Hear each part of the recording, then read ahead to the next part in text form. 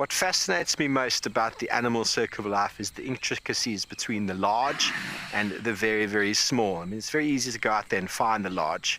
Once you found the large, the cascading effects down to the small absolutely fascinates me. Alertness and situation awareness is by far the #1 aspect for protecting ourselves out on safari.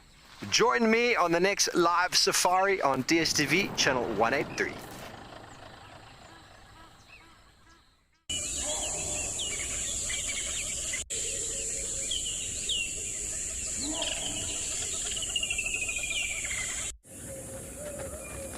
This program features live coverage of an African safari and may include animal kills and carcasses. Viewer discretion is advised. Jumbo, everyone. Another beautiful morning. Welcome, to Masai Mara. I am here, and to start with, I have these two beautiful jackals, but we can only see one at the moment. We'll be showing it with you shortly. And welcome to your morning live safari.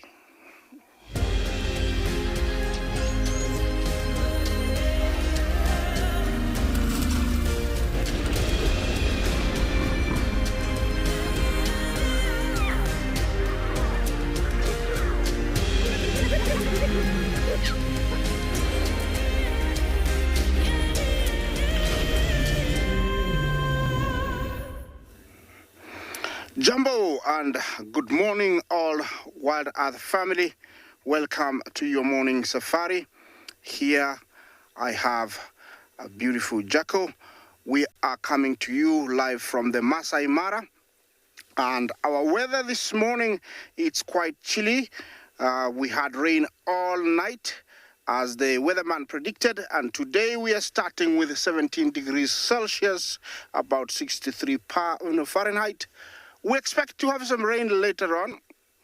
And remember to talk to us at Kids Questions or at WildEarth. You can send in your kids question. Also, you can talk to us on #WildEarth and also at FC. To start with, I have a silverback jackal. But before that, my name is Isaac. And on camera, I have Bungeji, the one on only, and we're set out to go to the marsh, see what we can find for you. We did hear lots and lots and lots of noises of lions and hyenas while it was raining. We didn't know which direction it was coming from, but we are thinking that we will find some lions. Our aim is to go and try and find Romy this morning, but anything that is on our way, we'll share it with you. Like I said, remember to talk to us, #WildEarth.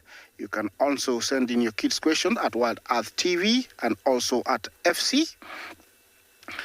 Yes, and to start with, we have one of my favorite animal. It brings good luck when you see it very early in the morning, so I hope, it has sent some good vibes this morning. These are puppies that are about 4 months old and maybe a week or so, because since we started seeing them, they are picking up scent of something. You can see that.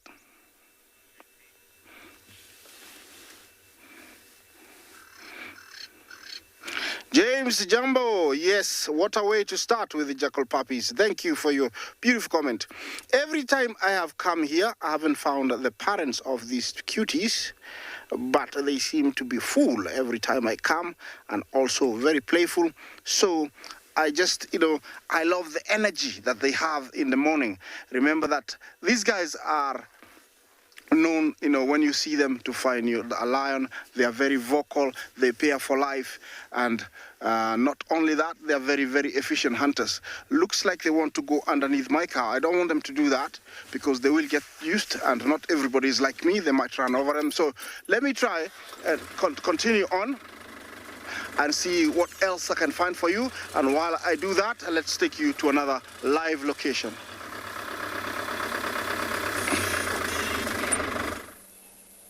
Welcome to Djuma, welcome to the dawn, welcome to South Africa, everybody, where it is a beautiful, glorious start to the day. Bit of a front developing on the horizon there. Some wind pulled in last night and has cooled everything down.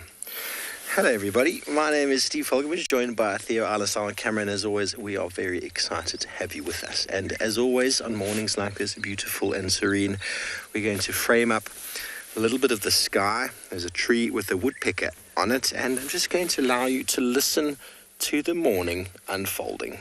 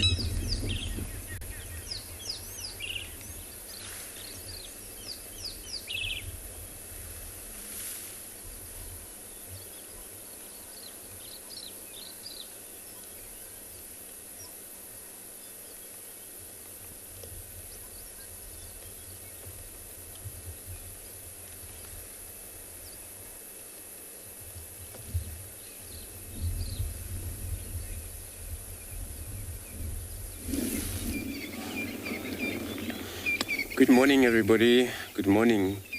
Up here in Djuma Private Game Reserve in Sabi in Lawfield this morning. It's kind of the temperature slightly, I might say, drop, but then 19 degrees 66 Fahrenheit. The wind is picking up quite smoothly, and we're just gonna carry on with the day like that. And my name's Andrew on camera this morning. I have Paul. So it's thumbs up already. So this is how we're going to be taking you to our game drive live this morning. Looking at the beautiful Impalas there. They're just chilling out as they always do. Kind of like running around when we get here. Not sure what's happening. It's probably one of the male there trying to push them up and down. Some of them they just ran across from the north. And this is where they've been separated pretty much all night, I think. It's the only time for them to be able to travel distances when the daylight comes up. Would it be sooner? Or November, beginning of November, or mid-November, December. I've seen a lot of baby of these animals running around. And this is where they will give birth, for sure. And it's going to be a lot of a baby. They mainly give birth to one baby at a time. If it's ever happened that they give twins birth, it might happen, but mainly one. So they have a kind of a unique coat where they're a lot different to springbok. That's why we don't have a springbok in this area, where it's not actually dry very well yet for them. And these type of animal we're looking at right now, when you're gonna switch them to the places where there is a springbok, they won't make it because it's dry, and they don't need dry permanently. These guys, they all need nutritious for them to feed. So I'm gonna go to send you to another guide who will show you more beauty of the wilds while we continue to look for them. Good morning and welcome to the Masai Mara. We have a very beautiful sunrise. Look at the reflection on this mini pond here, where we have sometimes animals come to drink. My name is Tim, and behind camera we have Big James. A very nice weather, about 17 degrees Celsius, about 60 degrees Fahrenheit. Seems like This place is deserted. We had lots of buffaloes yesterday evening, and we have a good lion activity yesterday evening, so I think they might have walked over to the other side of the swamp. So this morning I'm trying to find lion and cheetah, and also the big herd of wildebeest. Seem like because of the rain, they all be gathered somewhere in the plains.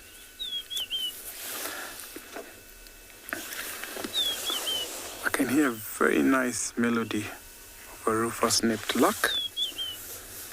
Very melodious.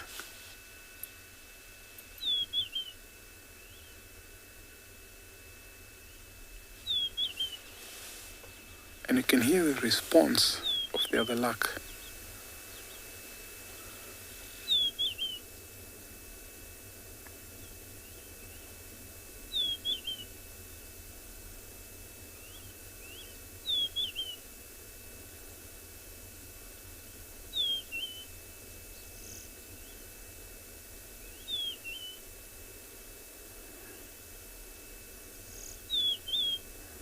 Those are the sounds of the African wilderness. How cool is that to wake up in the morning with such a melodious song from these birds?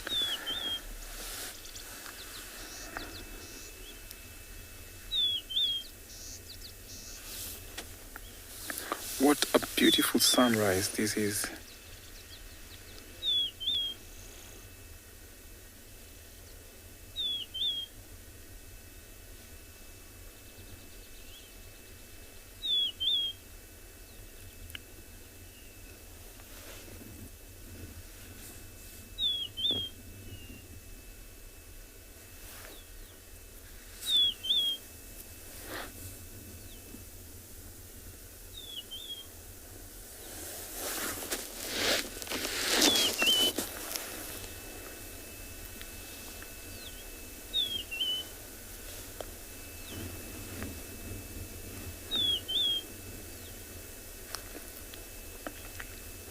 As the sun is sinking slowly into the clouds, I'm going to head off to see what I'll find as I take you over to another live location.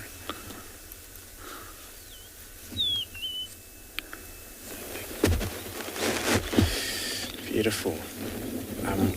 So we haven't moved from this last spot here. I thought I'm going to move forward, but and what I've seen about this antelope, they're trying to move out of that thicket. And then since the wind is picking up, for sure, a lot of time, they're trying to spend a lot of time with this animal just to see what they do, what their reaction they are, and what their behavior, what they ever threatened. And then you're able to, not only once you can tell that, but when you spend more time with them, and this is where you finally maybe found out what's the problem there. So since they all form group together, they were looking at not actually a very good number or big number.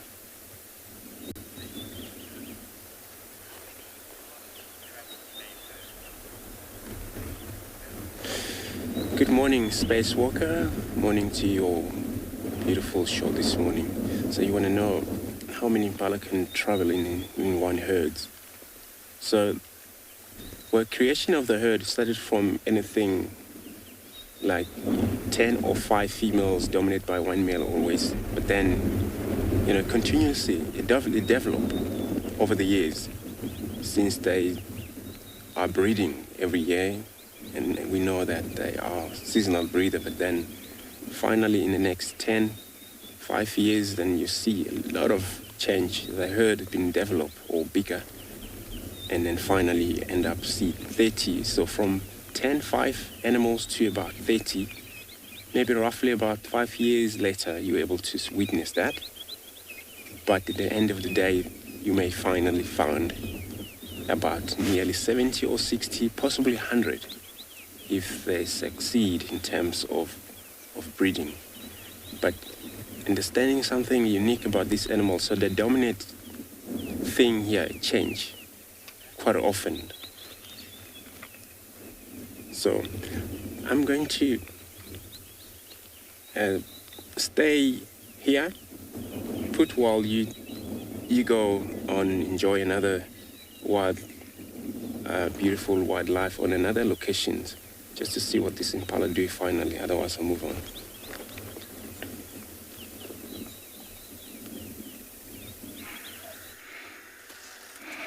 Well, Jumbo, once again, and here I have come across one of my favorite predators that I haven't shared with you for a very long time. Looks like this is the Olololo clan, but there are only a handful of them. Looks like they're just coming from their morning patrol, and they haven't found something, so they're still looking. I don't know why they have left into the marsh. They're walking in the water there. Looks like they haven't eaten. Remember, this is the spotted hyena, our most common hyena. Very, very successful. In fact, in most of their hunts, they're much more successful than the lions. This one is one of the collared females. That collar is not heavy, but it is very essential, to collect data to tell us how far they go, and etc., etc.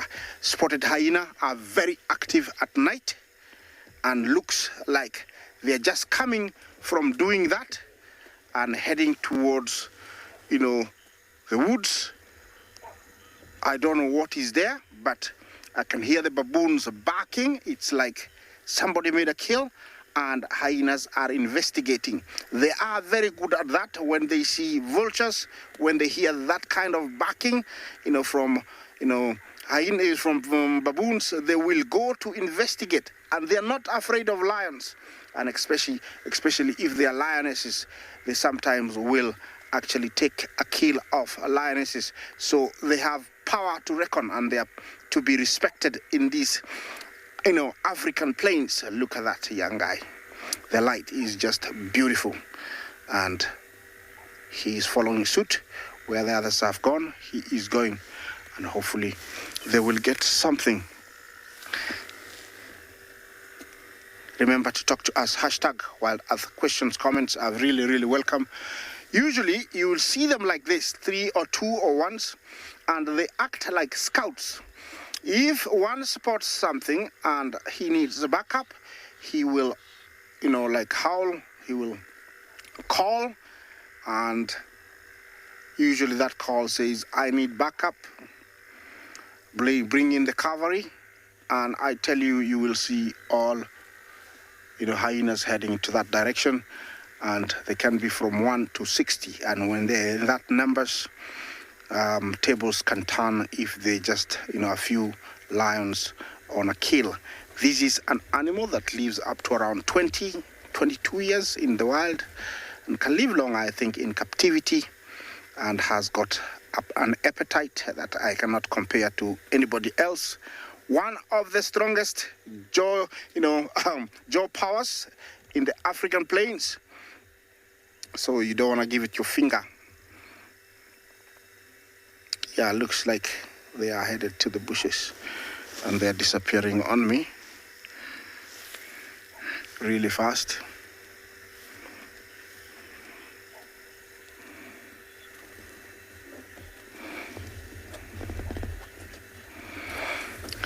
Sassy Cassie Jumbo. Well, it depends on when the collar was put. I don't have an idea when it was put, but most collars don't last more than 2 years. It's either they fall off just before the batteries wears down, or the researchers know when the battery is about to die, so that they can locate it, they will find it, and that is almost 2 years. There is 1 year and 2 years, but 2 years is the most, so that they can collect the most data. So, Sassy, that's your answer. Looks like they have disappeared on me. There's still a lot, that we can share with you. So let me continue on and see what else I can find. But I tell you, it's such a beautiful morning. Look at the sunlight, on the grass. After the heavy rains that we had last night, it is just perfect. I'm hoping that the clouds will clear and we'll have one of the most beautiful morning that we can have.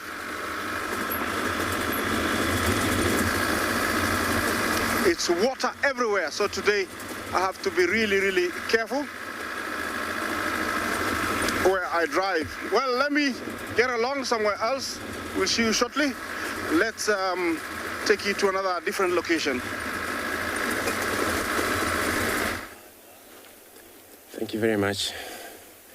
Hyena also very beautiful animals to watch, especially early this morning.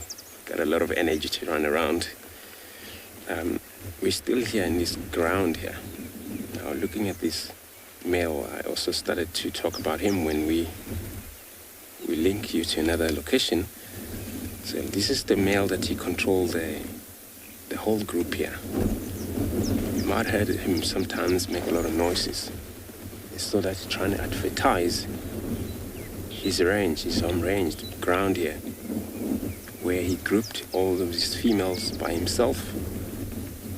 But I started to talk about the dominate when change, which yes, it changed quite often. Sometimes dominate cannot last longer. Some places where it's a lot of males outstanding out there. There's a bachelor group, which there are a grouping up there, those that don't have opportunity to dominate. So each one of them, whoever feels strength enough to be able to challenge dominate, it always happened. So where you found that dominate sometimes takes a week or 2 weeks, sometimes less than that. And then he's been pushed off, especially during the mating season where he becomes weaker, he cannot stand for a fight. A lot of time those come with a lot of strength, able to push that bull out of the high rim and take it on from the mate. Another bull will do the same. So it's quite a lot of difference dominate in one season, mating season. But it cannot happen that they're two dominate all together in the same high rim. No, it has to be one.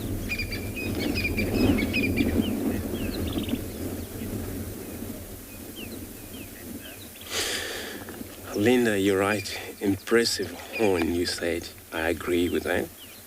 So they are, you can see how they're cold, it looks slightly cold, a bit, but not like what you see on kudu, really. But they are sharpening. So male use this horn also for sure to able to fight against other males.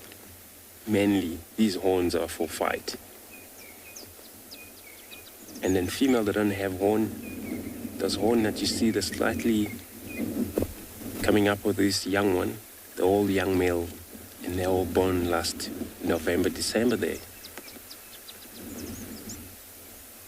But this horn only develop bigger length when they're anything from 2 years, 3 years for the males.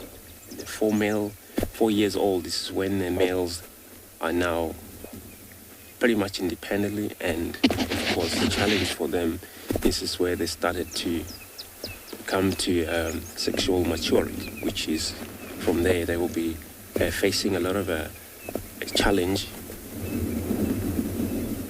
trying to cause problem for them to be able to fight another bull who is ever dominant around in this area. So it looks like now they've been waiting this open for long, with this wind holding them so much that they don't want to go into bush because they don't trust. But slightly, I think they're going to go in there. But when they do that, you'll see they won't do it for long. Every time they'll run back here, every time the bush makes a lot of noises, they'll run back to the open, recheck again where they come from, if it's safe or not. I'm going to go to send you again to another guide who will show you more of the beauty of Africa.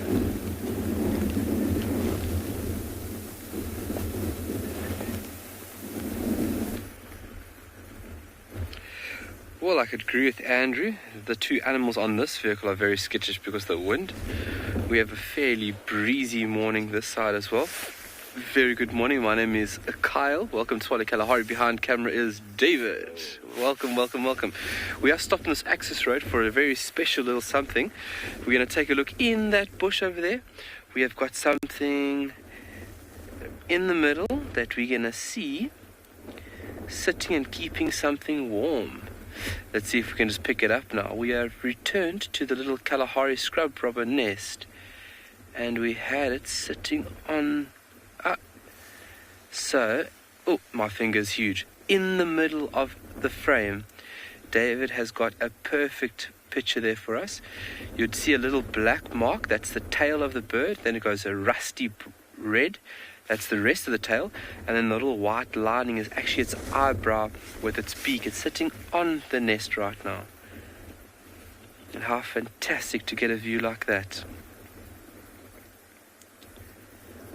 So it is a little bit chilly right now. It's only about 15 degrees Celsius, which is about 59 degrees Fahrenheit. So it is chilly. So obviously incubating and keeping those eggs nice and toasty is a very important task right now.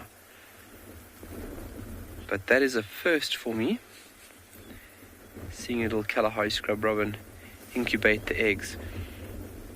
And we should be coming very close to the period of these little ones hatching.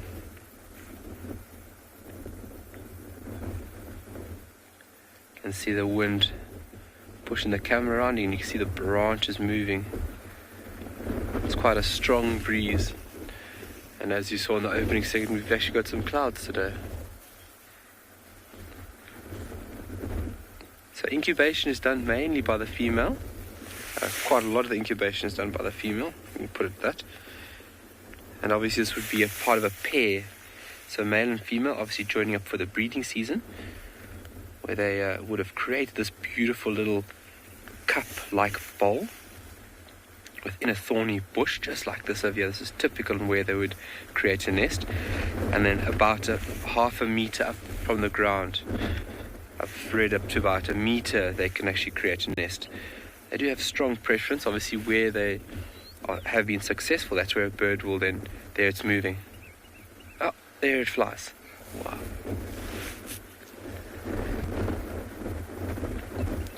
Claude, yes, that preferred height is a height that they know where it is obviously safe. It can go up to about a meter and a half, but that's a perfect spot for that little nest. And you'll find that within that thorny shrub, especially now after a bit of rain, the foliage that will now grow from that bush would totally conceal that nest. But what a fantastic spot, and what a great sight. It's calling here on our left now. But yeah, it's a perfect spot for that little bird to create that nest. Obviously different species have different preferences on where and how they would build. Giving a little territorial call. They are territorial, so these little early morning songs are very important to notify to everybody that you are currently occupying this area. Alright, we're going to send you off to another safari vehicle, and we're going to see you in a bit.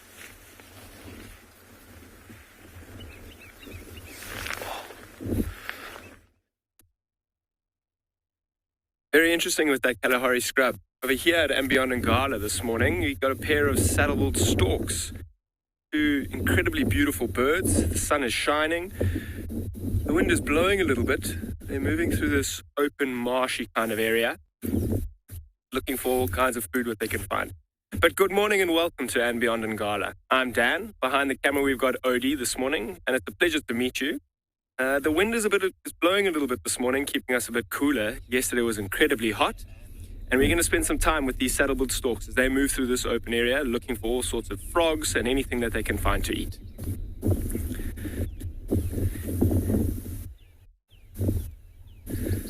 So you see there's two of them there. There'll be a pair, mating pair with a male and a female. Now, they have moved away from us slightly. I think the one on the left-hand side was the female. You see how they're not moving away from each other too much? They'll almost spend all their time together. In the morning now, starting to feed all the way through the day and into the evening as well. You see how they just keep putting their heads down, pick up something. It's difficult to see exactly what it is from here. But you see how they go in the ground, then they throw their head up. Let's see if this one's going to do it. Oh, head up, gobble, gobble, straight down. The colors on those beaks quite interesting. I mean, the yellow saddle right at the top, the red and the black in the middle, and then, of course, the black and the white contrasting on the body. They're pretty big birds as well. I mean, you can see compared to the trees in the background, they're standing very tall. Some big trees in this open area standing out incredibly. What a beautiful scene as well.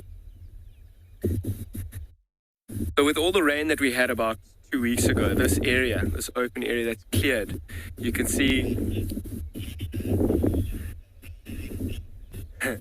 Lisa, you did right. They do have amazing beaks, and I mean, you can see just how big they are. We've spoken about the colors, but you see how big they are when they go into the ground nice and open. And because of the rain that we had recently, this ground is soft. And in the evenings, you'll hear all sorts of frogs calling through here.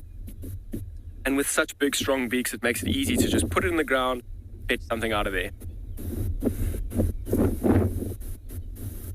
It's quite amazing to see them spending all their time together. And you see when this one moves to the left, I'm sure it won't be long before the one on the right follows, trying to cover as much ground as they possibly can in this open area, trying to find everything that they can before something else does.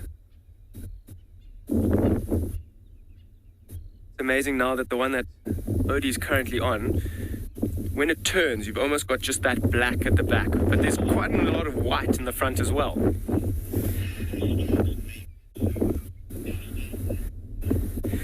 So storks, Justin, I think it was, storks mate very similar to lots of other birds. The one will actually climb on top of the other from behind.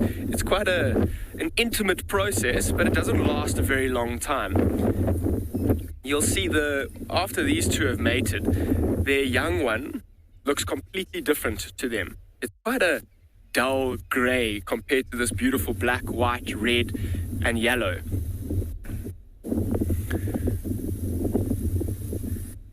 See that one on the right is kind of just watching its partner. I don't know if it's getting a bit jealous as to the fact whether it's finding food and it's not. That yellow really does stand out, doesn't it? Right in front of its face. And you'll see one of the ways to actually tell the difference between male and female. It's a bit tricky from this distance. And even, I mean, Odie's pretty well zoomed up on there. This one looks like it's got a dark eye. And it's quite interesting. Normally the males in birds have got the more coloration, but the female has in fact got a yellow eye. So just judging from that, the one that we're currently looking at looks like it's the male, following the female, as often is the case. Down here in South Africa as well, these are quite a special bird to see. As you go a little bit further north, you'll see them a little bit more frequently. But here in the Kruger Park, there's not many breeding pairs of these birds left, and we don't see them all. Oh, did you see that one? You see how it was just walking, something got its attention, quickly turned around and grabbed it. See how they walk a couple of steps as well? Stop, have a look. Any kind of movement catches their attention, they stop, make sure it's something that they can eat, and quickly make their way over there to grab it.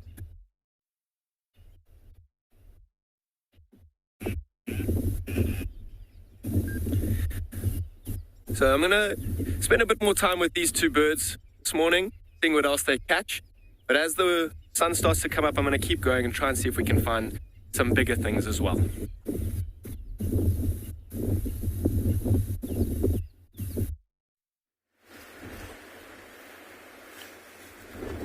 Wow, catch of the day. How incredible that must have been. Well, just as we're going past here, we just want to show you folks a better view. She obviously has left the nest, so there's no way I'm disturbing the area. It's typical of her behavior now to go off the nest, do a bit of foraging, and then come back here a little bit later. But that central section where you can see there's a bit of grass and it's all like tied up nice and neatly, that is actually physically the nest. And that lighter patch in the middle, that's the depression where the eggs are actually sitting in, which is quite incredible. So half a meter up to about 1.5 is typically where these birds would create nests. And if you think about the foliage and the structure of the low end of these bushes, they create a perfect area for concealment. Obviously, concealment when it comes to nests is a very important thing, and birds in Africa are very good at it. If you think about all the predators, snakes, reptiles, mammals, they have to be very sneaky in order to successfully rear chicks. So female, we're doing a lot of the incubation over here. There you go, there's the core, so that's more than likely a little territorial core there. But we are coming very close to the period. I'd say in the next 3 or 4 days we might have something here.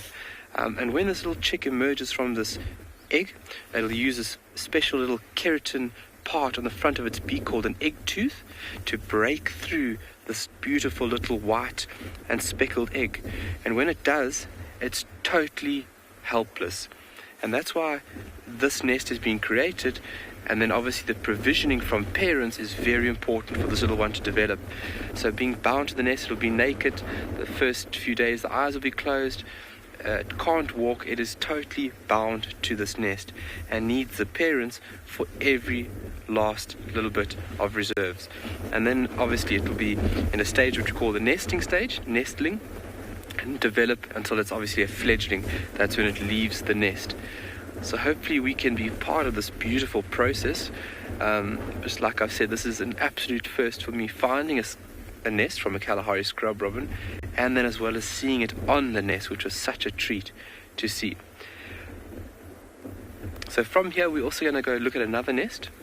We're going to go do an update on that beautiful ostrich nest that we found a couple of weeks ago, and see what's going on there. Hopefully we have little ostrich running around, which would be really amazing. We'll see you shortly. We're going to send you off to another safari vehicle.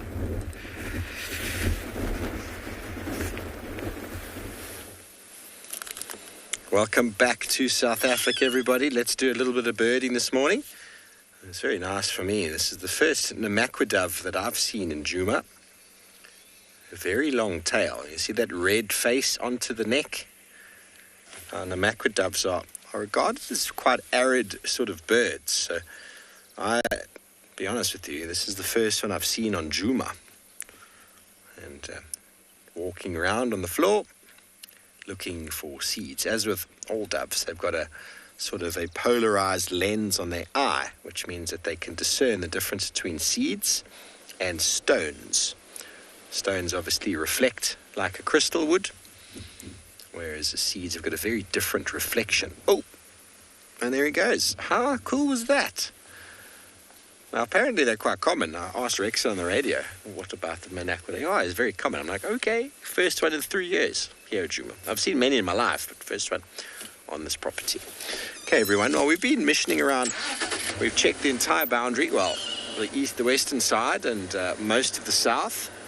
We're now in the area where Sabi herself was last night, so we're just going to slowly make our way down here a little bit more towards, see, there's her tracks from last night. She headed towards, I can tell it's from last night because the wind has been blowing, and the wind really changes the coloration of the soil and the sharpness of the tracks.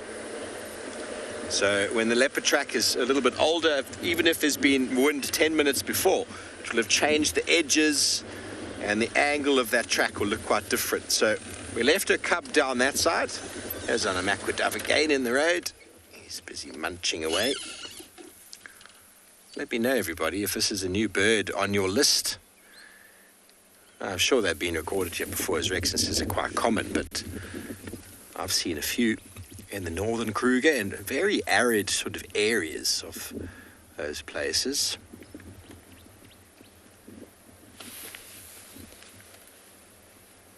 Brenda, you want to know how many dove species we have? Well, we've got the Namaqua, the laughing dove, the turtle dove or the ringneck dove, the mourning dove, which is not very common here, red-eyed as well is not very common here, and the emerald spotted wood dove. So there's 6 off the top of my head. Did I say Namaqua?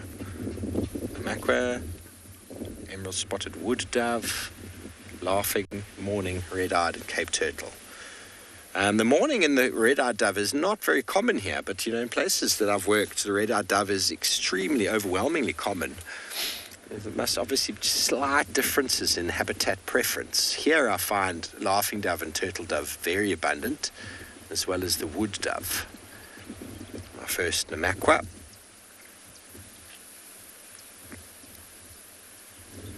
Save a lot of energy walking around on the floor like that. You see how long their tail is. When they fly, it's quite easy to identify them by that very long tail. Oh, woodstock, I'm happy to hear that's a new bird for you. Those of you who are listening or watching maybe for the first time, wondering, what are you talking about? List. We have many people that keep a virtual list of the birds. We show them on the show. And since the incorporation of all the other properties, I'm sure that list has grown substantially. People travel all over the world to watch birds. It's a very fast-growing sport, a very passive hobby. Brings in a lot of tourism, lots of equipment required, but all you really need is a good pair of binoculars and a bird book or an app. Enthusiasm, excitement for the outdoors, lots of walking, lots of activities to find perfect habitats to increase your birding list.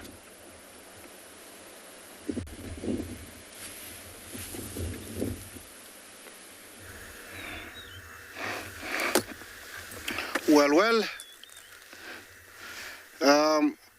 here we are, and we just wanted to show you the amount of water that from the rain we received yesterday. Look at this, how much water. It was the rain almost the whole night. And here I have a yellow-billed stork.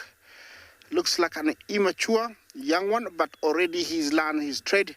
We cannot see the legs and the beak, but definitely he is hunting for breakfast.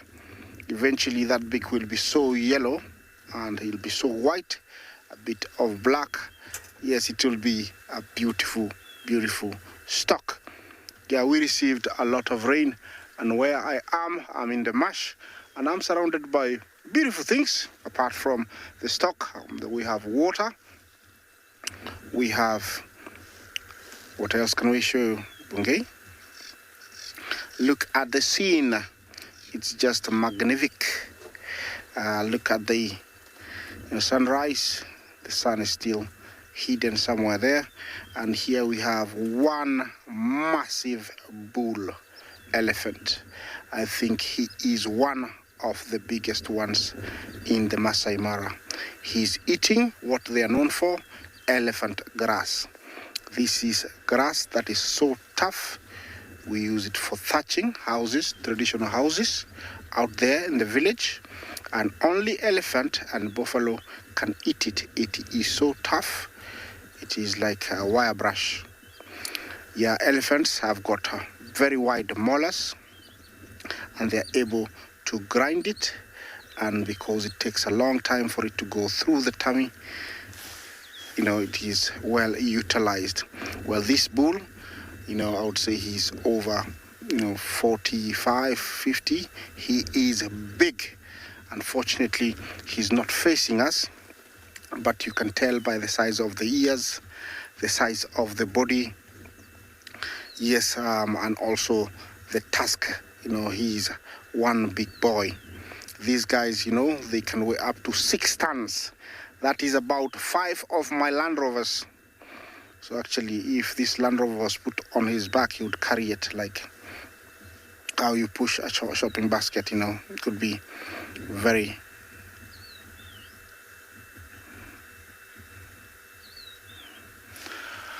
Puma Jumbo, thank you for your beautiful comment. That is a real tusker. Indeed, it is a beautiful tusker. And you can tell how he's using his tusk and trunk to pull out the elephant grass. Just have a look. He coils the grass around his trunk, and then using the tusk, he pivots it and pulls it up. Just have a look at this. Coiling, tusk, hold, pull. Yes, that's how he's using the tusk. And I think, he is one lucky big bull. He's got very long tusks. He doesn't need to kneel down. You might think that an elephant head is very heavy, but it is not. If you see an elephant skull, it looks like a honeycomb. It's very open on the inside, so it's not heavy. Over there, I would say the trunk and the tusks are much heavier than the actual skull.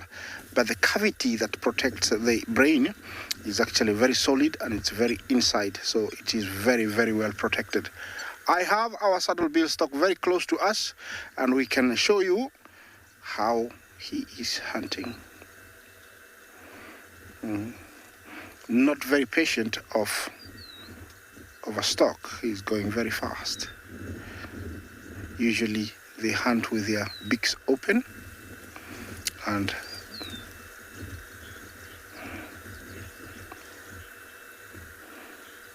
Stonesy Jumbo.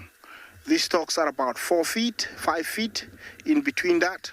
So it's a meter and almost just above a meter. So they can be very, very tall. And their legs are almost a foot and above, so they can easily wade in the water. Like you see, that water is quite deep. But with the legs, he's able to wade easily, hoping to catch a frog or a fish that has been washed downstream. It's actually very tough, fishing in this kind of waters. You don't know when you'll catch something. I would say he looks like an inexperienced, because experienced one will go to more stagnant water where there's a chance that the fish are not running away. But here, most of them would be moving from one spot to the other if the water is flowing that way. He's going to disappear quite soon. Yeah, I'm gonna, move on, see what else we can find. Because it's an early morning, I want to utilize it fully. See what else I can find. I know that with all the rains, all the cats are out on top of termite mines, on logs, and so that's what I'm hoping to. I'm at the marsh, and here the River Pride is here with all their cubs, so I'm looking, and I'm hoping to see if I can find them. Okay, let's me move on, see what we can find.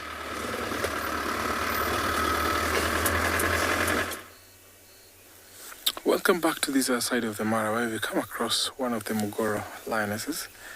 She is looking lazy, a little bit sleepy, but something has caught our attention. There's some impalas grazing over in the distance. One of the lionesses from this pride has walked over to the bushes, but she seems like she's just happily sleeping there because it's a little bit chilly from yesterday's rain. It rained lots and lots and lots. So everywhere it's covered with water. We have muddy roads here. You can see over in the distance how it rained. Some water puddles along the path. And there's some impalas grazing there. Seems like a big harem there.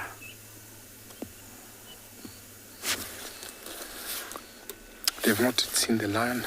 So lions sometimes will be opportunistic. They will come over for something like this. But they always prefer larger or bigger prey.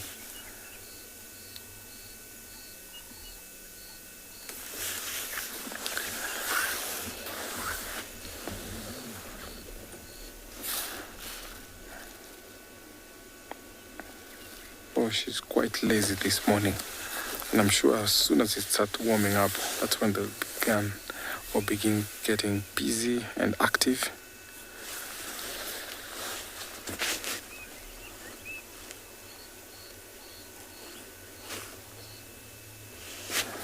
It's a little bit warm there. That's why she's crouching on the ground, laying her head just on her front paws.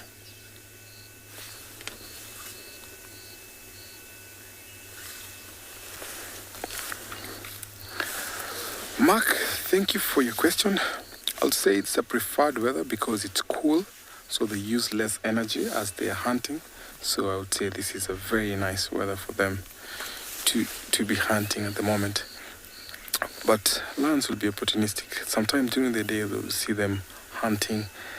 They get closer to maybe a waterhole or any advantage that comes to their way. But at the cooler parts of the night, from dusk to dawn, that is when they prefer hunting. And at times like this, when it's a little bit cool. So yes, it's a preferred weather for lions to be hunting.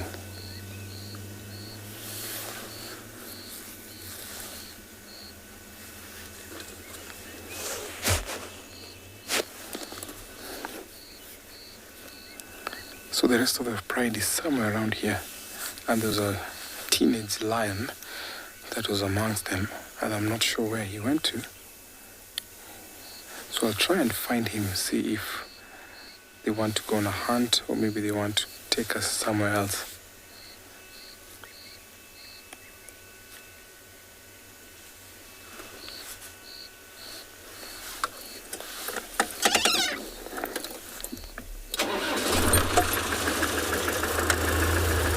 So as they're going to leave this land to find something else, as I take you over to another live location.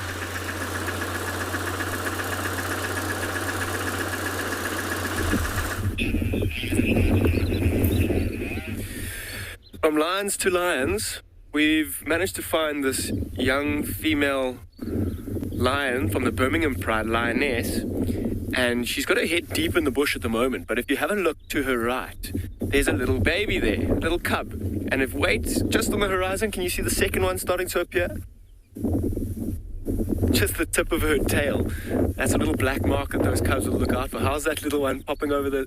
Oh, very inquisitive, just watching us. It is early in the morning as well, so they're still super playful, nice and cool. I wonder what mom's doing in there. You'll see that the tail may often flick once or twice, which might get the attention of those two little cubs.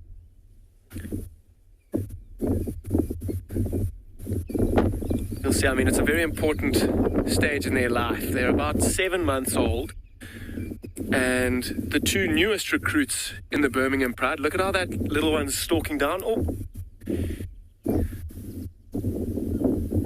Whatever mom's doing has got their attention.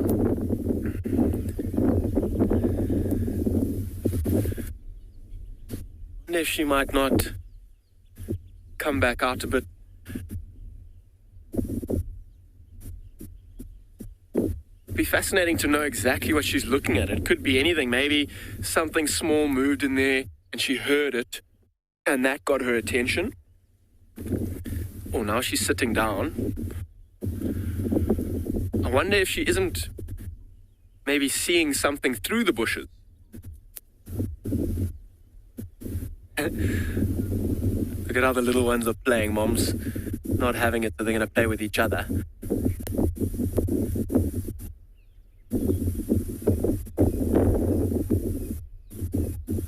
And this playtime is an incredibly important part.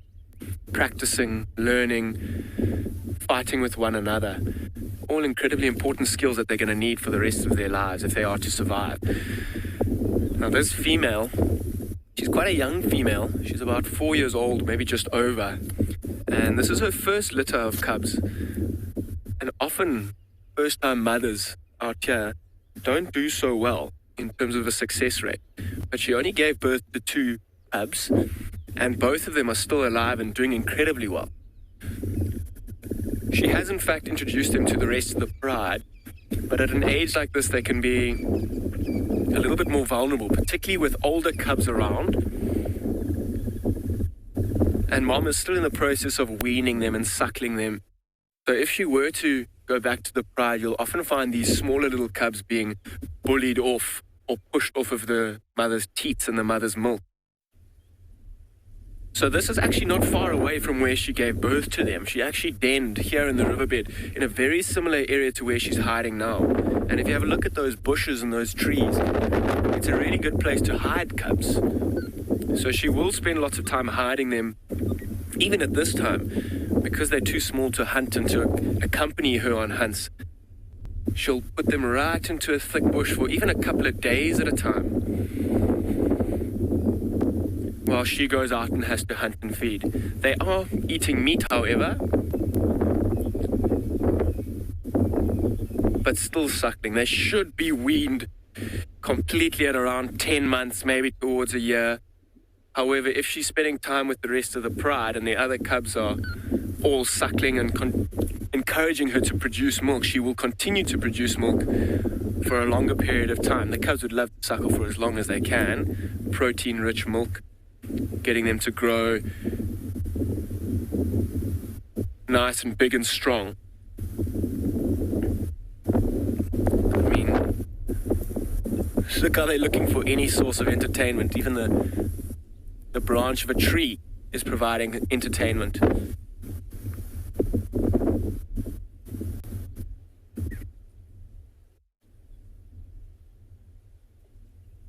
And stalking up behind mom. Oh, a little scratch and a bite.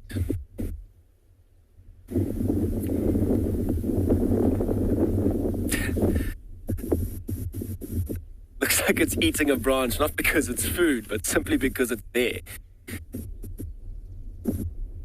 Oh. Flop down again.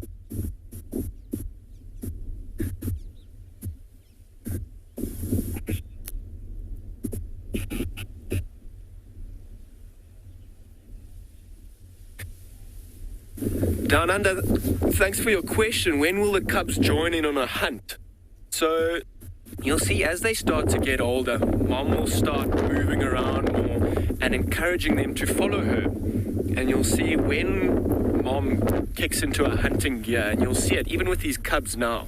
They'll put their ears down and that'll kind of go into a stork mode, and they'll like lie flat in the grass and try and use as much camouflage as they can to try and get as close as they can before they actually go on their hunt. When mom's walking around and she gets close to an opportunity that she thinks might be right, she will do that. She'll almost give a signal to the cubs to say, you lie there and you don't move.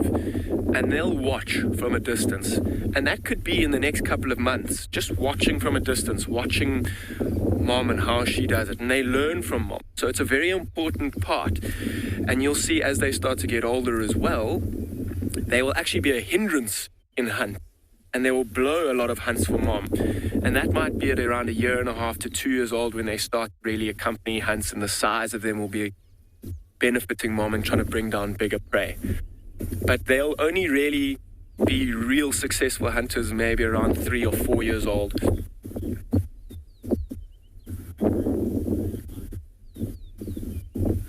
So let's see, they have moved right onto the other side of the bank. I'm wondering if we shouldn't try and pop round onto the other side. I'm really hoping they don't. I was hoping with the sun in the sand on this side that they were going to come. There's quite a lot of wind blowing in the riverbed here. It's quite chilly, actually. Huge relief compared to yesterday. It looks like mom's moved around there. I wonder if we shouldn't pop around onto the other side. Let's try and see if we can get a better view from the other side. See how that little one's ears popped up? I don't know if you did. As soon as the vehicle stopped... Oh, let's see if they come back. Of course.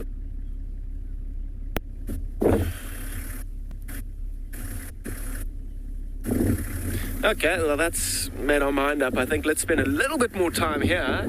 See how both those cubs... The noise of me starting the vehicle. The noise of the vehicle got their attention. They looked up and watched me. Now watch, mom's going to come down here. So good thing we didn't go onto the other side. Oh.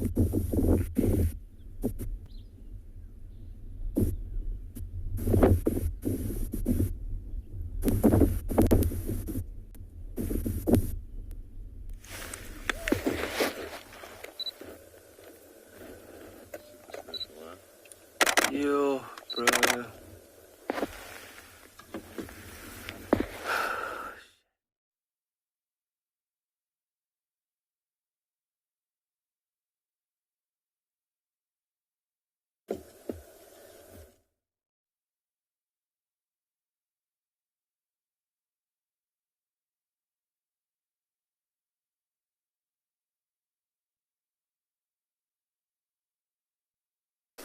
Yes, here we are, and it's a beautiful sight that I have here. We just came across these, two lionesses. Looks like there are more of them. We're going to show them to you. They're there. Yeah. And these are part of the River Pride. They're both lionesses. Looks like they ate well. And something interesting is going to happen because there is a buffalo.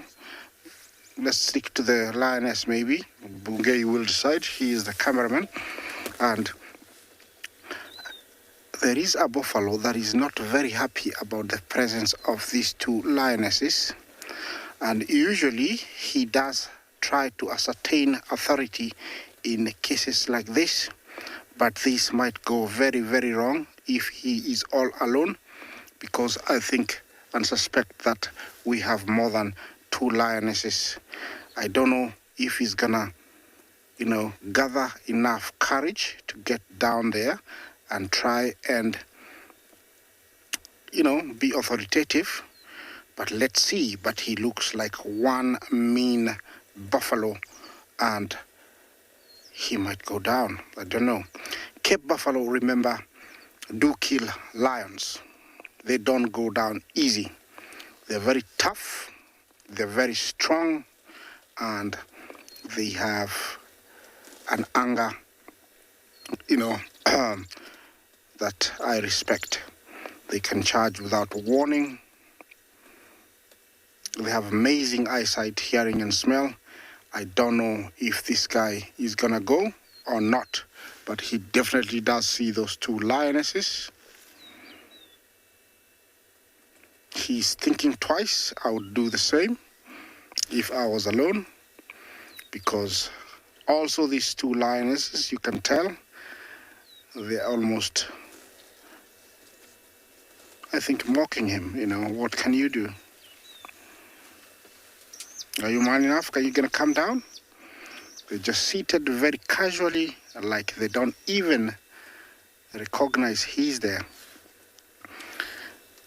Yeah, these are our, River Pride lionesses, and I have been coming here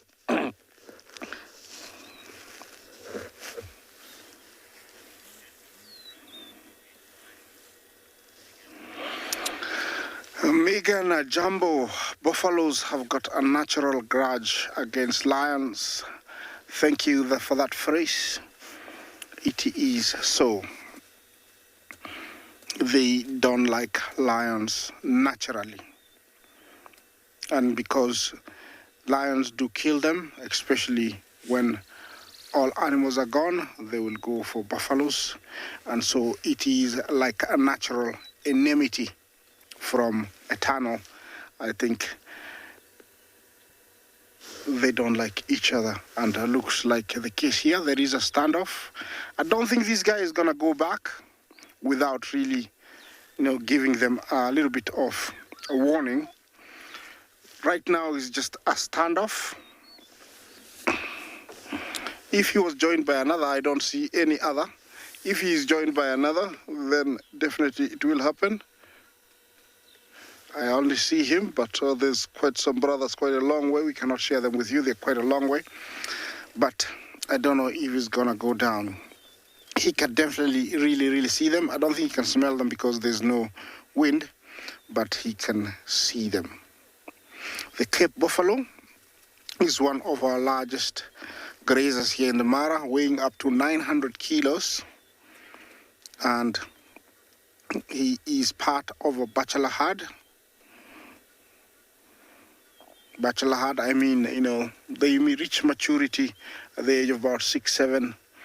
That's when they really are big, intimidating, too big, and slow. So they decide to, find a spot where they can relax and,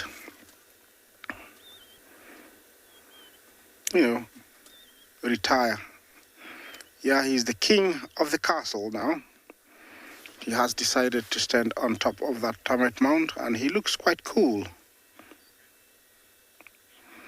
Well, I'll stick with him for a little bit. And yeah, let's see what's happening in another live location. Welcome back to Djuma, and good luck, Isaac, with your buffalo and lions. We found some tracks of a couple of leopards, everybody. Here you can see there's the front foot over here, and there's the back foot. This is the young male leopard, and he walked across the road. There's his tracks there as well, and he defecated. So here, the front feet, they stood there, the back feet stood over there, and he had a poo. How marvellous. I think it's quite amazing. But over here is the tracks of a second leopard. It's coming in. Wow, that's quite smelly. That's quite smelly right over here. And the second leopard over here, this is a female, much more elegant. So now we've got 2 leopards walking. 1 and 2. So it appears as if it's the cubs, but it might be Sibuya's boy with Sibuya herself. Definitely 2.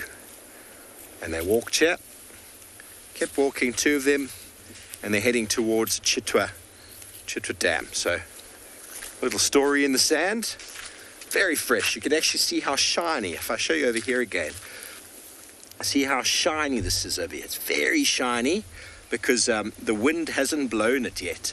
If you find any of the other tracks, they've sort of wind blown. They're very, very rough. Lots of edges, lots of shine to it. Means that was recently. So let's go see if we can track down these cats. What do you reckon, Theo? Theo's excited. And we go to Chitwa anyway. Go have ourselves a little coffee. Why not? It's a wonderful day to be out in the sunshine and to track down some spotted cats.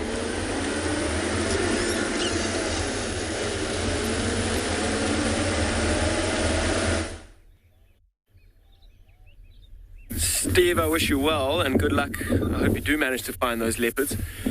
So he's still here with this little cub coming to say hello once again. Right into the sun. How's that lighting? Super inquisitive, walking right towards us, down the bank. Being super playful, they might pick up sticks. Oh, there we go. Elephant dung. And you'll see if it does find something exciting. Oh, this looks like the young female. That's walking right towards us. Oh, exhausting. It'll be interesting to see if her brother, he's not coming down just yet, but I wonder if he's going to get a little bit jealous of her sitting in the sun like that, out on her own, being so confident and brave. Oh, up again. And even closer she comes.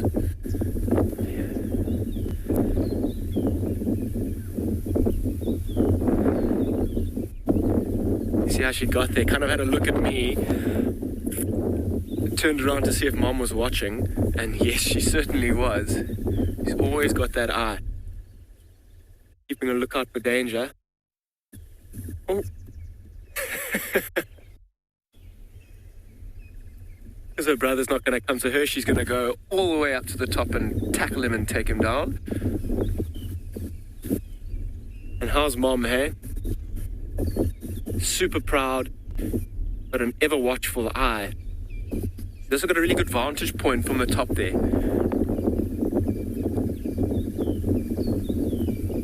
And if you remember earlier, remember Mom going into that little gap there? I wonder if the little cubs are going to go and investigate the same thing that Mom was investigating earlier.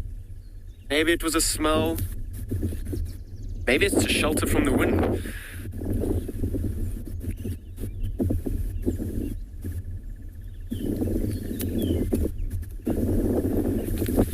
You see Mom's face change there. I wonder if she maybe didn't see something or hear something, just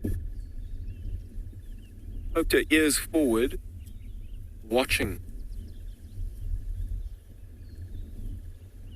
Doesn't she just look so majestic at the top there? Front paws out in front.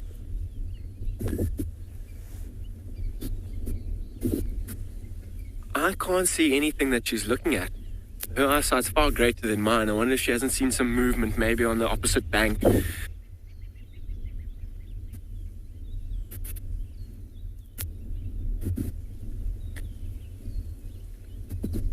very happy to have her kids, or her cubs rather, playing around, even if it's with trees, sometimes her, each other. Just see the odd little tail flicking around in the background there. What a proud mom.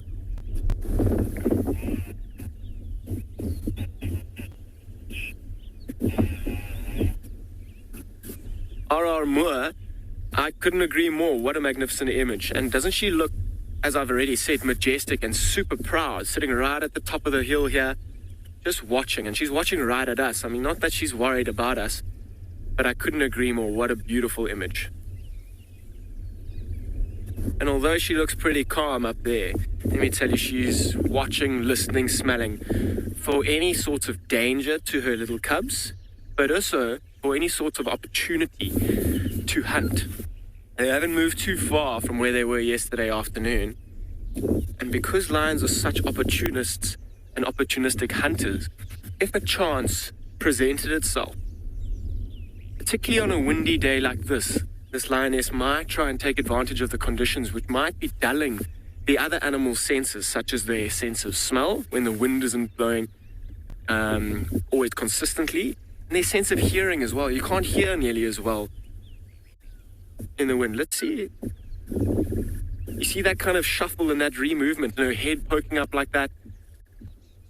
Trying to get a different view of something that she might have seen. It is in quite an open riverbed. I mean, it would be very tricky for her to make a hunt right from where she is. But if something clumsily stumbled across here or walked behind the bush that she's sitting, she would definitely take the opportunity. And that would be a great opportunity for these little cubs to learn and watch more.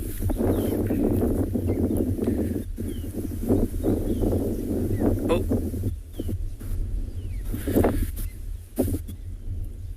See how those ears are also moving, listening to something that might have come up behind her, also keeping a good ear out on her little cubs that are behind her. I know they're right behind her, but she needs to make sure that nothing is coming up too close. How's the lighting coming through those branches onto her face and onto her legs, and how those front shoulders and that neck, incredibly big and incredibly strong. She is a big and strong lioness as well. I don't know if you can see the color on her nose as well. Almost got that little pinkish tinge. She got almost no scars on her face as well. Her ears as well are in perfect condition. As I mentioned earlier, she's a youngish lioness, about 4.5 years old.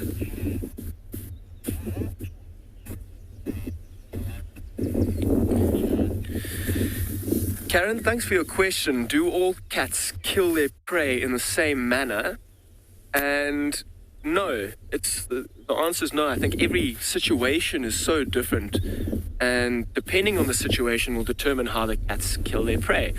Often lions, when it comes to killing buffalo, can take a long time, and they'll often try and start at the back and bring the buffalo down. And sometimes they'll also do that, and a few members of the pride will go to the front of the buffalo and try and almost suffocate it around its nose. However, sometimes they'll avoid the front of the buffalo completely. They'll try and avoid, that's where the horns and where the dangerous part is. And everything out here is a balance between risk and reward.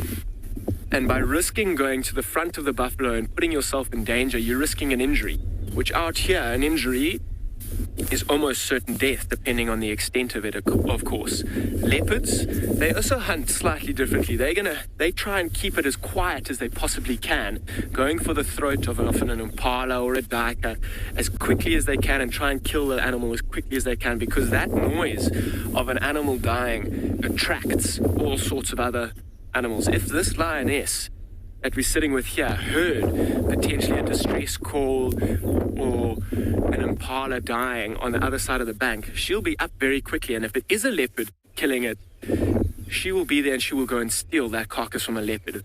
lioness being much bigger than a leopard will be able to overpower it, and the leopard's not going to really want to mess with this lioness. Once again, balance between risk and reward. The leopard letting go and losing its kill to give to the lioness.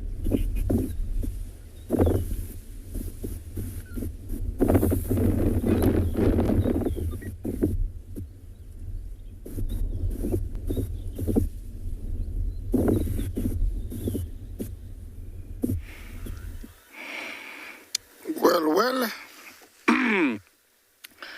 yes, the marsh never, cease to amaze. And more lions over here. It looks like 2 lionesses and 2 young lions. You can see how much water we have. It's already drizzling. Quite unusual to get rain in the morning. But these girls are not leaving their territory. The buffalo came and asserted his authority a little bit and then left. And now the girls are left there contemplating, I think, what will be the next move. This, rise of water, if it persists, they will have to show us the cubs. Yes, they're hiding somewhere around this area. They will have to pull them out because it is getting very, very wet everywhere. And I don't think they want them to drown. Definitely where they are, they must be very well hidden, very well concealed and warm. That's why, they haven't brought them out. And I can tell that they are not leaving this spot because they know the cubs are right there. This is the River Pride. And at the moment, they stand at around, 10. If the cubs come out, they are 7, so there will be around 17 in total. We've seen different males coming in and out of this area, but these cubs were sired by one of the males. I don't know which one because I didn't see, but different males have been coming here, like Lalashe.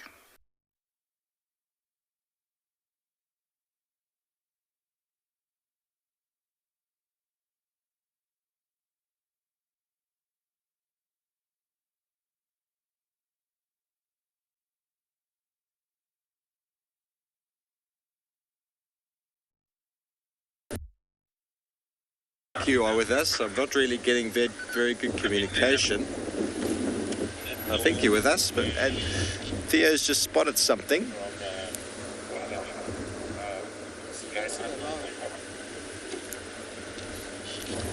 Theo, can you see what you're seeing? Tell me where to look. They came in here. Next to the tree that's falling down. To the right or left? I think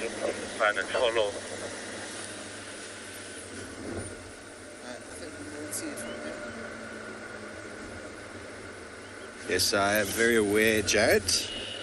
We are having a look at something in the bushes that Theo spotted.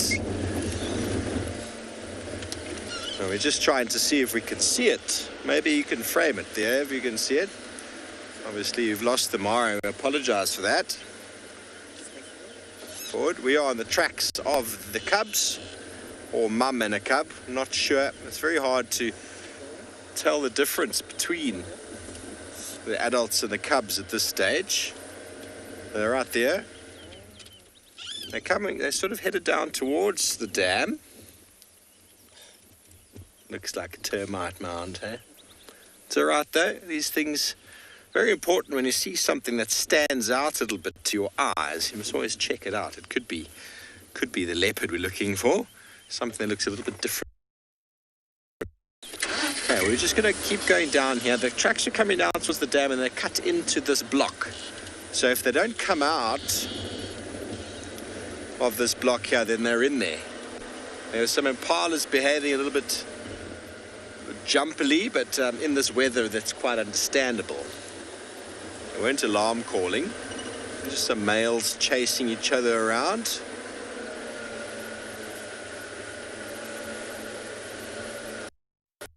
But those tracks were very... It's possible they came and drank and then moved off again. So just take it nice and slowly. Going down to a little spot here called Nyala Dip or Nyala Crossing Drainage. I'm not sure what it, but we're on Chitwa at the moment. Just do another little loop before we go and have ourselves a coffee. Now remember to have a look at trees as well.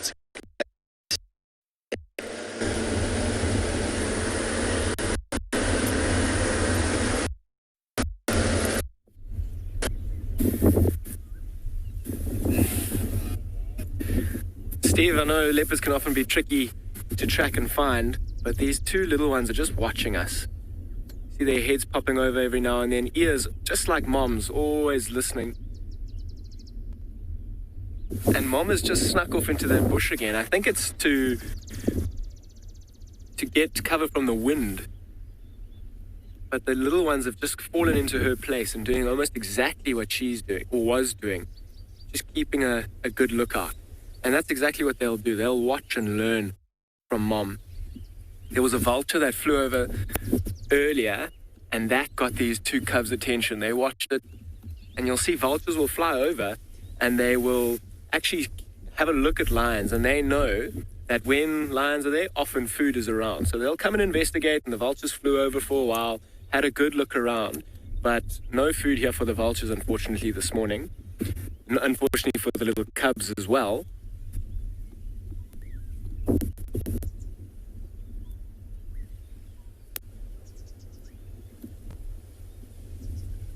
Just want them to come back down into the sun. The sun has poked up behind the clouds again.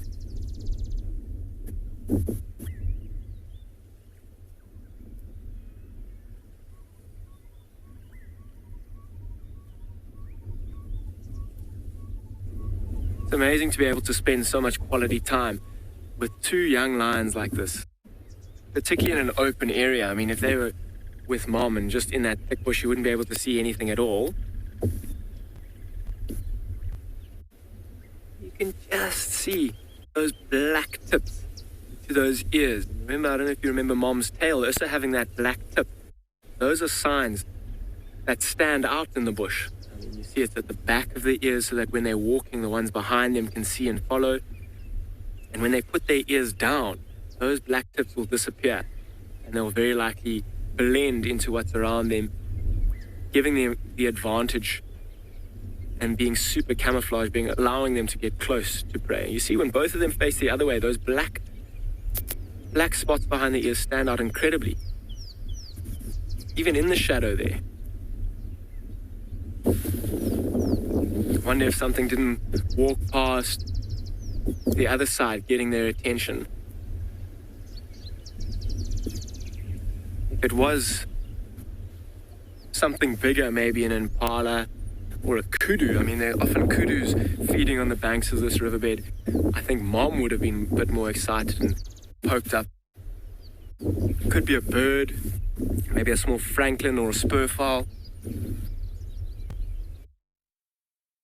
Maybe they're just lining up their next piece of elephant dung or stick to go and play with.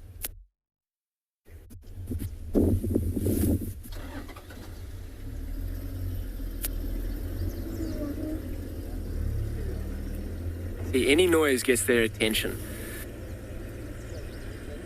Oh, those little faces.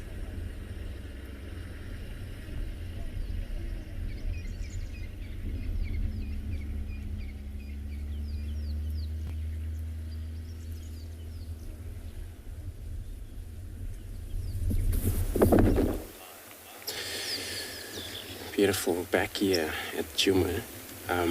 It's small group of kudu in this area. Our location is a Gari cut line, eastern side of a Gari dam at the moment. So it's quite a windy picking up already.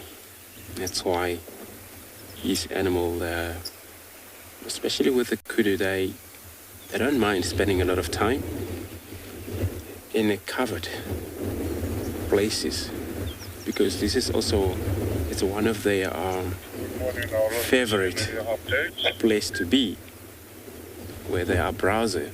A lot of time you see them feeding. They're feeding in these bushes.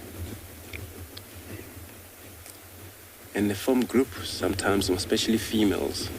They group up to about maybe 10 individual group. And then males, they are also, sometimes you find them, they are separate. They move around as a bunch of males. For sure, they are not highly territorial animal. These and Nyalas, they are not. You find the males all group up separately, females separately. But they're well beautiful with such massive ears. When you look at them now, the wind as it's picking up, these ears work, do their job, kind of switch them back, forth, down, just able to keep their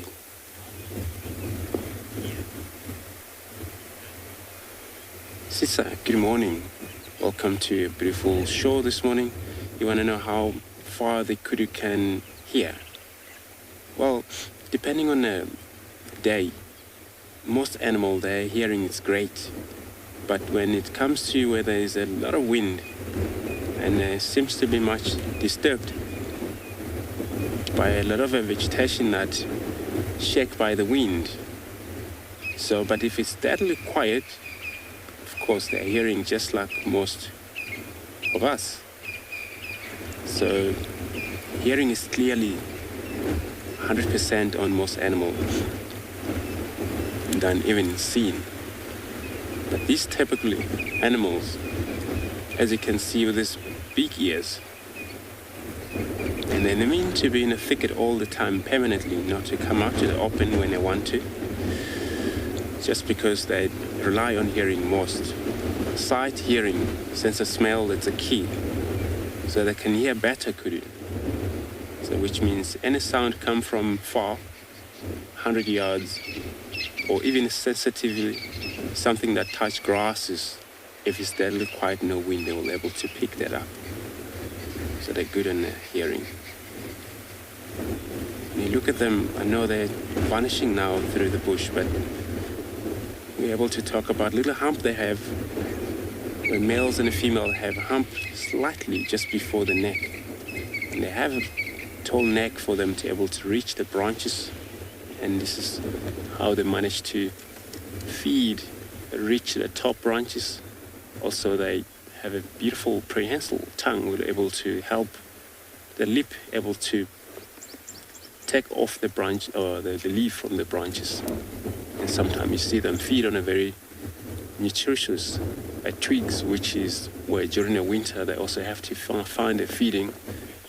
And for them to be able to carry on during the day, they have to focus on moving a lot. So I'm going to send you to another guide who will be showing you more beauty of the wild African bush.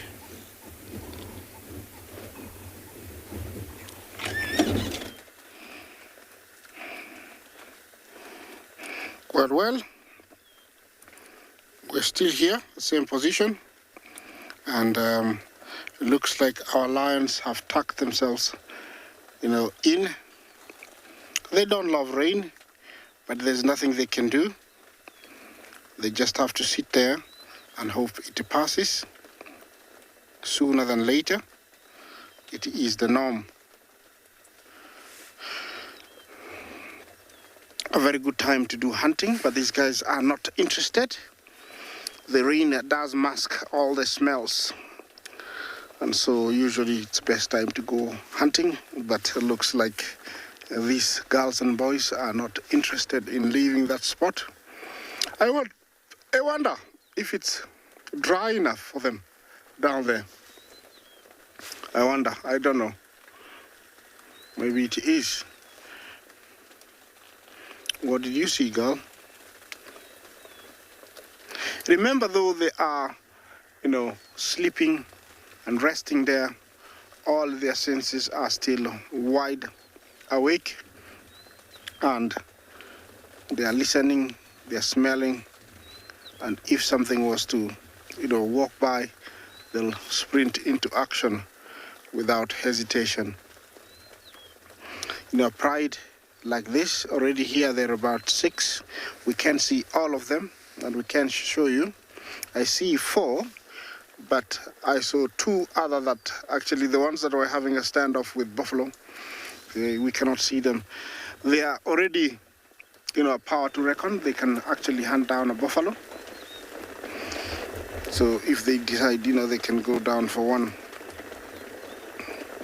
These gulls, or this river territory, stretches from where we are up to the river, which is almost 2 kilometers to my left, or where the vehicle is pointing in front, and another 1 kilometer up, and follows the river all the way to a place called Dirisha. Stretches, that way.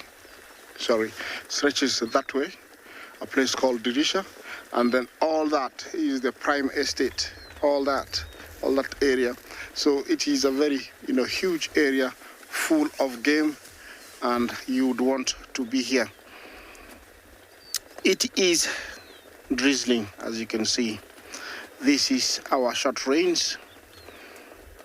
In case you didn't know, in Kenya, we don't have those many seasons like other countries have. Here, we have very unique and beautiful seasons.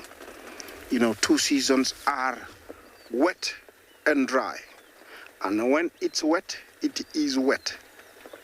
We get a lot of rain almost every afternoon. Until today, we are getting it in the morning.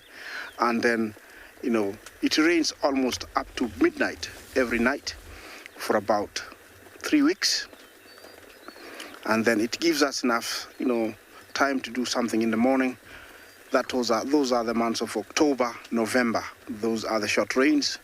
And then the long rains starts end of March, goes to April, May, June. And my friend, that is a time you don't want to be here in the Masai Mara. Yes, the grass grows up to around 4 feet. The trucks that the guides use disappear because there's nobody, to drive around, especially the area I am in. And so those are 2 rainy seasons. The dry season is in between that, from June, July, August, September is our dry season, and also December, January, February. Those 2 are our seasons, wet and dry. Let's see what's happening somewhere else.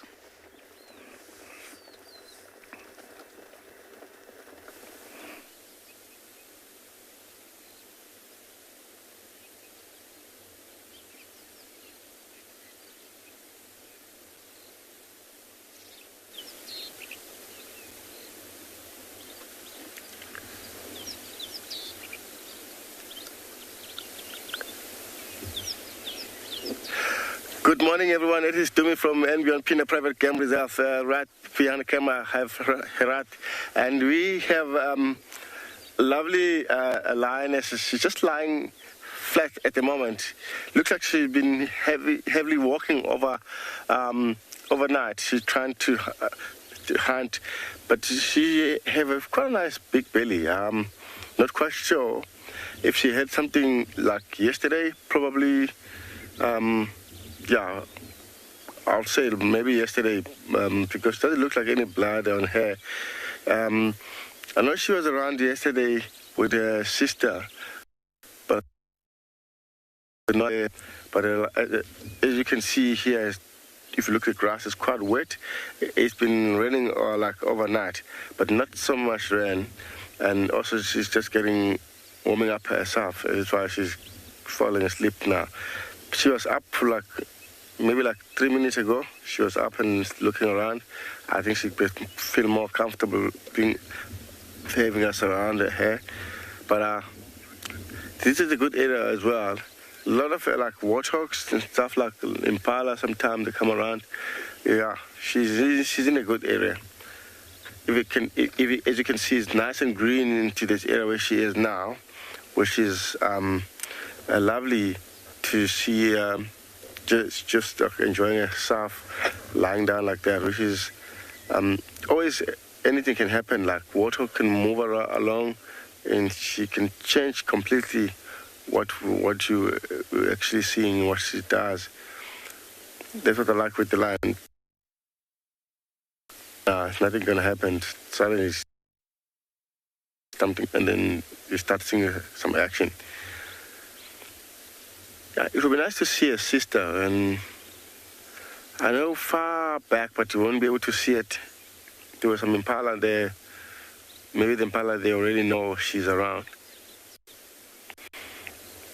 Yeah, if you take a look down here, this is a good area. Nice rock area. As you can see, she's just lying down because they can sleep quite a long time, and we'll just hang around and see what's going to happen if something comes along.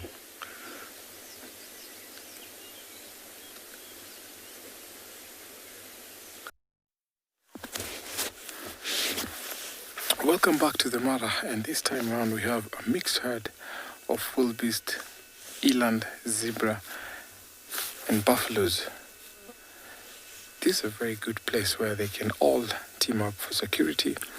They each give heightened awareness in case the predators will come this way. Look at the eland, they look so much relaxed. They've picked a very good spot where they are actually in the midst of the wildebeest. Again, some few zebra.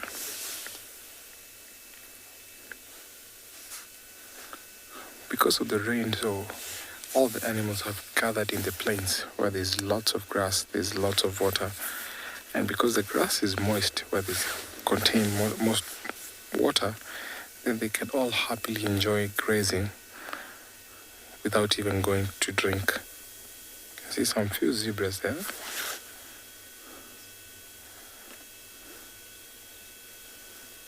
Black-head heron, actually on a hunt, looking for maybe searching for snake or rodents. As far as my eyes can see, that is all wildebeest extending way over in those trees. Beautiful, beautiful. From where I saw the herds yesterday, they've moved to these plains. And because of the rain, they keep on walking from place to place in search of good pasture. And the fresh shoots of grass that pop up, they get to enjoy that. And that's the reason why they've hung around here for this long, because of the rains. Normally we'll see them off maybe beginning of October or just the first week of October. They'll be heading back south to Tanzania. But now we still have these herds, and thanks to the rain, they seem like they're going to stay here for a little while.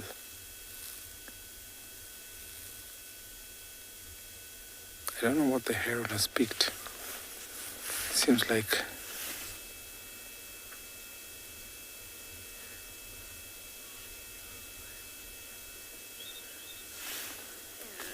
Leanne, thank you so much for your question.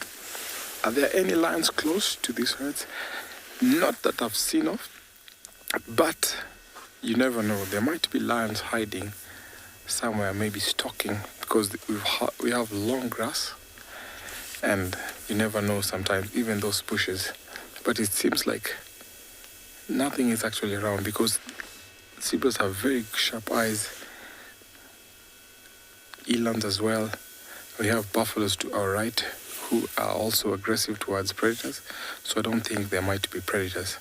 But if they're predators, predators will always come to follow this kind of herds. So it seems like it's quite relaxed. If there was a predator within, then we'll see these herds a little bit confused, all staring at one direction. But because predators use that element of surprise, they will sneak off toward these herds. There's a big eland there. Look at how gray and dark he is. As older bulls get to age, they change color to be gray. So once that bull was young, he had a little bit tawny color, but as they keep on growing, getting older, they change color. I can see over in the distance some vultures resting.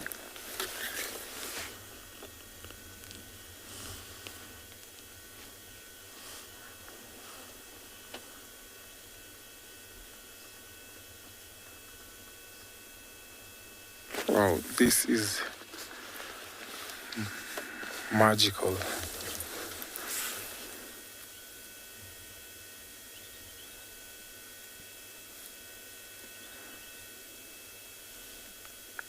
So we've seen a good movement of how these herds keep on circling and walking back and forth in this conservation area, where we find some will be heading towards the river and then they come back. And because of the rain, you've seen very interesting behavior.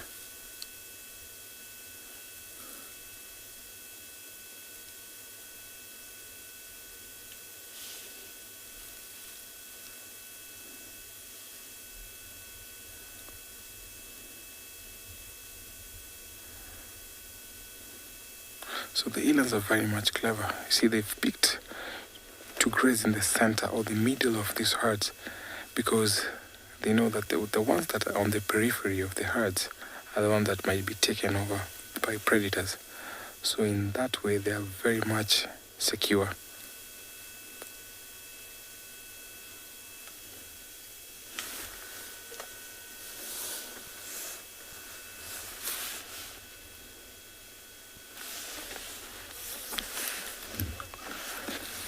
Seems like everyone is relaxed. I'm going just to change position to where we have a big herd of buffalo. You can see they're also relaxed grazing. So they prefer grazing at the cooler times of the day, like in the morning and late afternoon, and sometimes at night. And then during the day when it's hot, they'll take time to rest as they chew on their cud. This is a big breeding herd, and you find that there's some bulls that will always protect and walk with them. There's all those big cows that also become very aggressive when some of these youngsters get too close to the calves.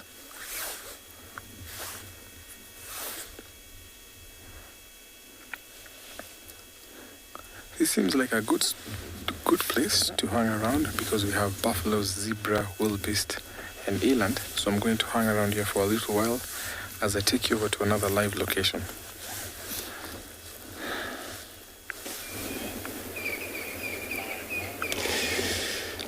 Beautiful.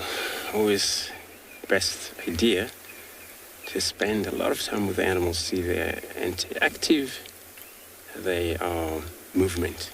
Here we got this beautiful female elephant. Looks like with her baby, hasn't come out of the bush yet, but it's only the mother that we can see right now. And they do their best. It's still quite beautiful morning for them. The temperatures for the elephants is like this. It's great. That's what they like most. And understand they do sometimes feel colder as we do. And when it's colder, most animals, they more hide.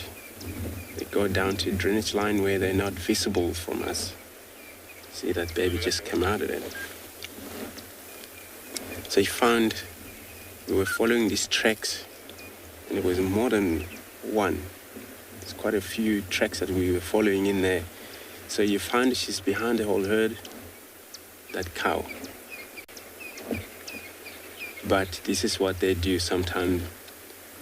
You know, one female, single female, she will be left behind or somehow separated from the rest of the group. as the other forage through.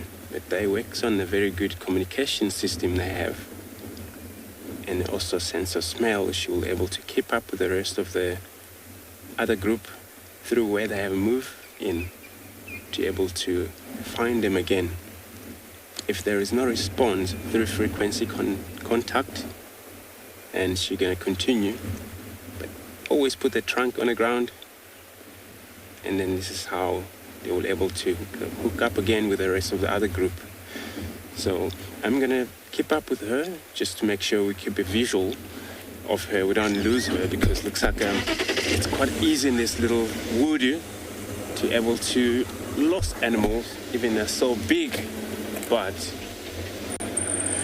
so I'm going to stay put while taking you to another location, to another guide who will show you the beauty of African animals somewhere else.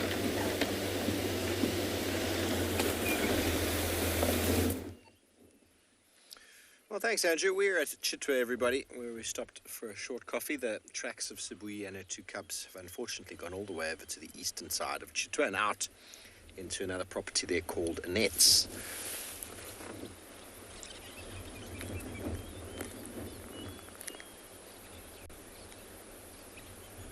Oh, can you get this bird? There's a martial eagle at 9 o'clock. That is a cool bird. I wonder if... Ooh, he's gone. Sorry about that, Mr. Theo. I saw him. He might pop out again. We're just looking at some Impala here while we sit at Chitwa, and maybe we might be lucky with some lions. The Nkuhumas have finished their giraffe. That was just south of the boundary, and people are working hard at tracks, and someone's even said that it seems like tracks might even be headed towards Chitwa Dam. So we're just sitting here watching the animals, see how they behave, see if they get upset, and then we might be lucky with some lions. How nice would that be? Often after a big meal, they kill the big male giraffe. Those of you who weren't aware, it's taken them 3 or 4 days to finish it. There's only hyenas on the scene now. After a big meal like that, often cats will move to go and have themselves a nice drink. Now, I don't know what water there is between there and here. Lots of puddles and pans around, I'm sure.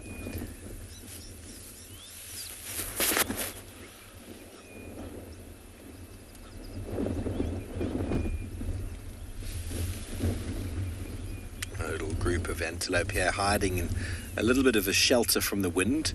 You can probably hear the wind on the microphone. It's picked up quite a bit this morning.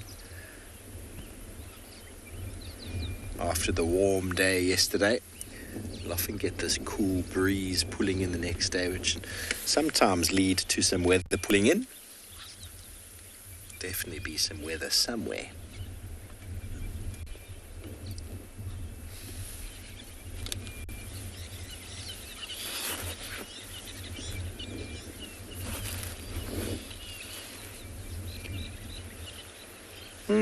Daniel, I don't think there's a set number. You know, you can find bachelor herds of Impala, 20, 30 individuals. I can't say I've ever seen one larger than that sort of number. I've never really counted.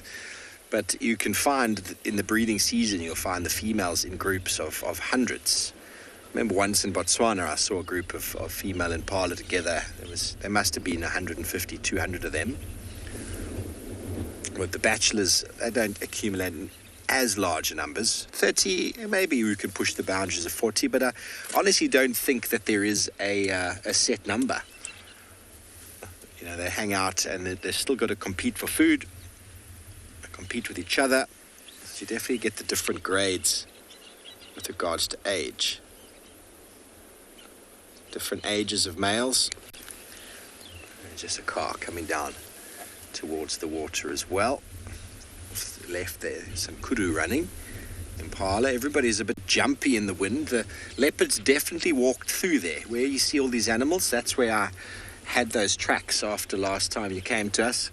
They came straight through that area, so it's obviously a residue of leopard smell is wafting towards these animals, and that's because of the wind, cause them to be mighty jumpy. Pays to be cautious.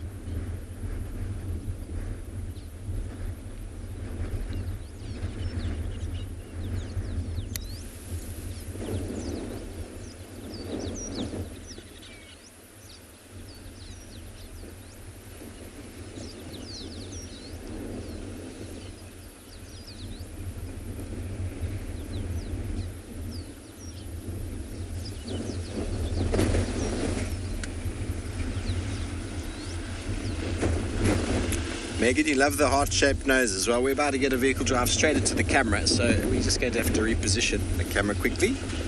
Apologies for that. There we go. You see the little bachelor group. Little heart-shaped noses. They also leave a very heart-shaped track. Waterbuck.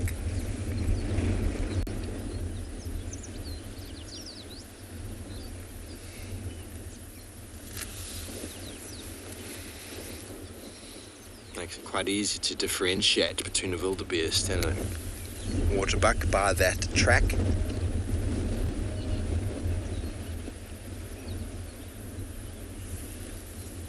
You get these two boys here, Theo. They're having a little bit of a push and shove. Just on the right chat, two male Impala sparring in the shade. Not very evenly matched.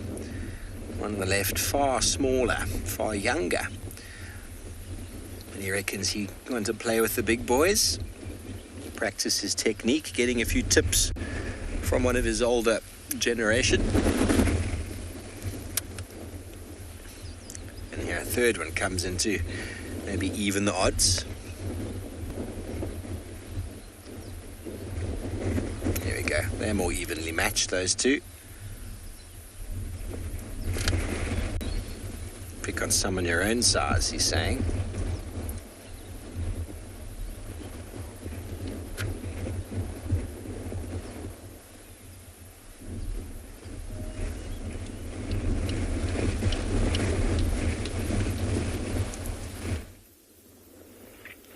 Welcome back on board here at Tswalu Kalahari.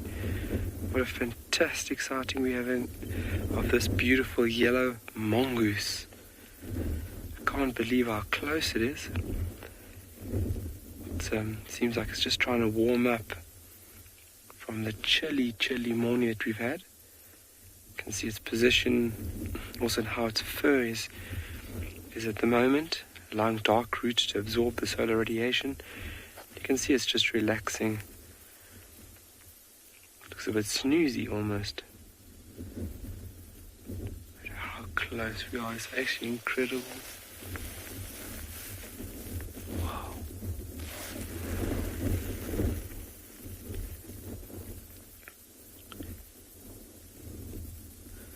So we just before the site of the ostrich nest, and this little chap was busy sunbathing in a little hole, and as we came past we actually disturbed it. So we stopped the vehicle, and it's obviously not bothered by our presence, which is fantastic. You can see the nice horizontal pupil in between the shrubbery there.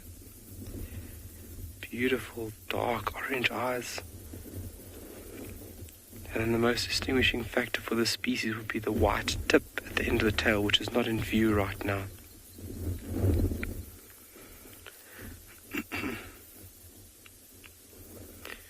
Normally you just see these guys in fleeting glimpses, but having it sit like this and for us to get a really good view of it is really nice.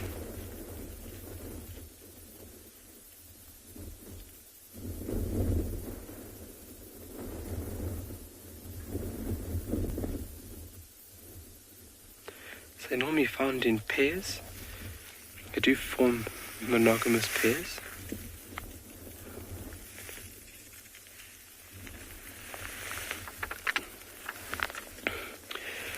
Great to hear that, Annette, that this is a first for you. This is one of 3 species that we, abundantly see on Tswalu. It's this species, the yellow mongoose, and then we've got that beautiful, unique-looking species, the slender mongoose with that long tail, dark red in color.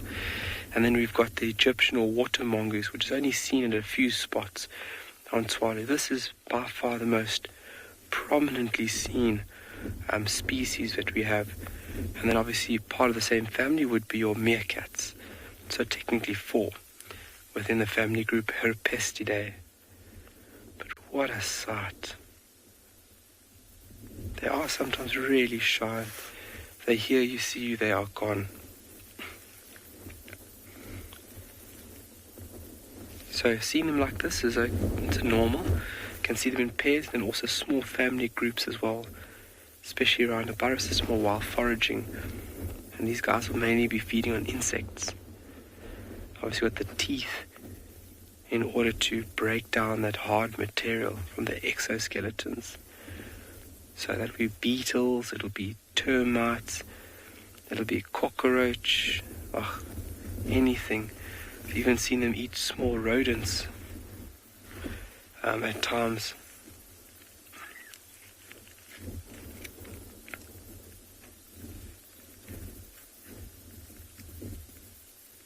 But yeah, really nice. Oh. I can't believe he hasn't run away.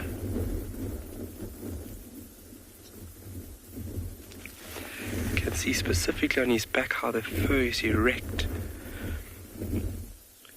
So that fur being erect like that, you're creating a thicker layer between the external environment and your body.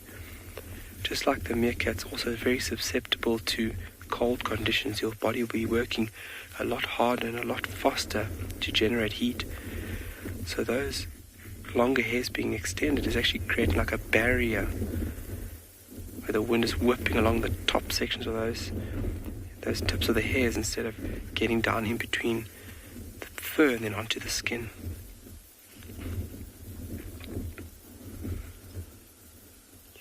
Lightning quick reflexes.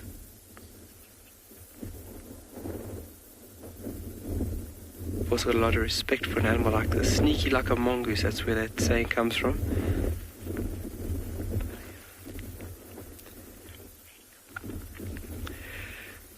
Marianne, do they live alone? They form pairs. So typically we can see a male and a female together. So monogamous pairs. But then they can also be found in small family groups, especially within the area where these animals would be denning. And obviously denning would be a shelter that is underground. So this could be a spring hare burrow system, it could be old mongoose burrow system, even an old abandoned aardvark hole can be used by these little animals. So normally seen like this while foraging by themselves, but then can be seen in small family groups, not uncommon. I've read up to about 20 individuals have been recorded in a group. That's obviously when they're a bit more social. It might be at a feeding site that these high numbers are seen. And within this group there is a hierarchy as well. So you'll have an alpha male and female, and then obviously their offspring.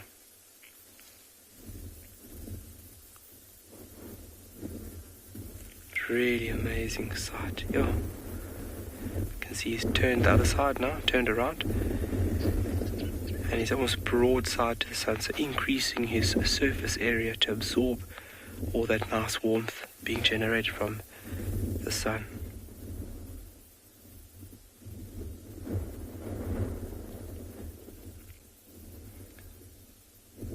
Beautiful animal, wow. See his little ears there just behind his eye. Fairly flat. They're not protruding very far from his body, this one. Oh, he's tired.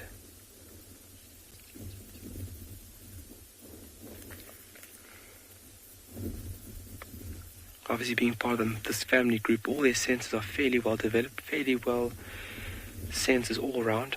Hearing, sight, and as well as smell, that would be obviously used to locate prey. And how this animal would find prey just by moving in the undergrowth, from bush to bush, tree to tree, and looking for any movement. And then with lightning, fast reflexes, pouncing on it and then biting it very quickly. His sharp little teeth would obviously be efficient tools to kill and capture prey.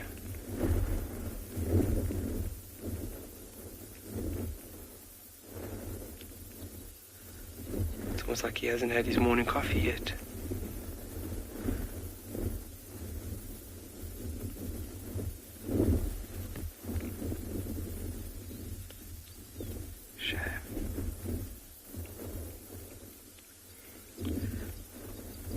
Typically die-only active as well. Seen a few every now and then under the cover of darkness, especially when there's full moon about. We're going to send you off to another location and we'll see you shortly.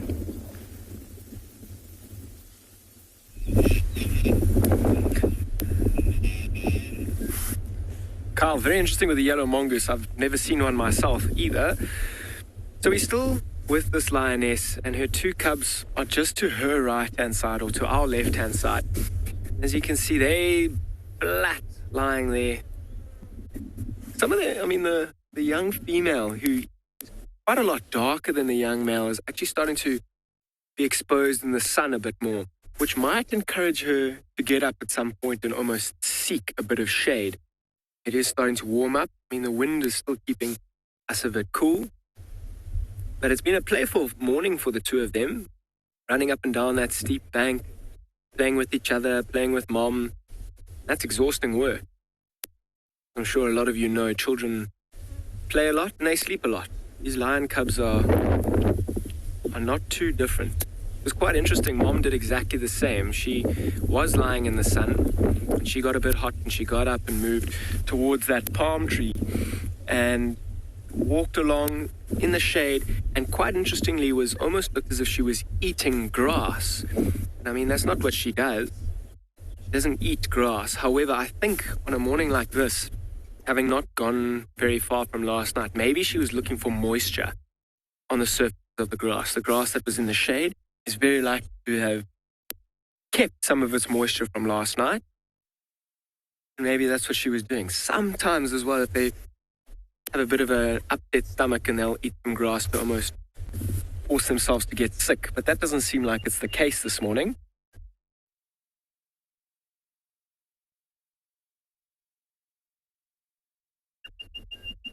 She's going to spend a bit more time over here, keeping a good lookout and an ear out to make sure that her cubs stay as safe as they possibly can.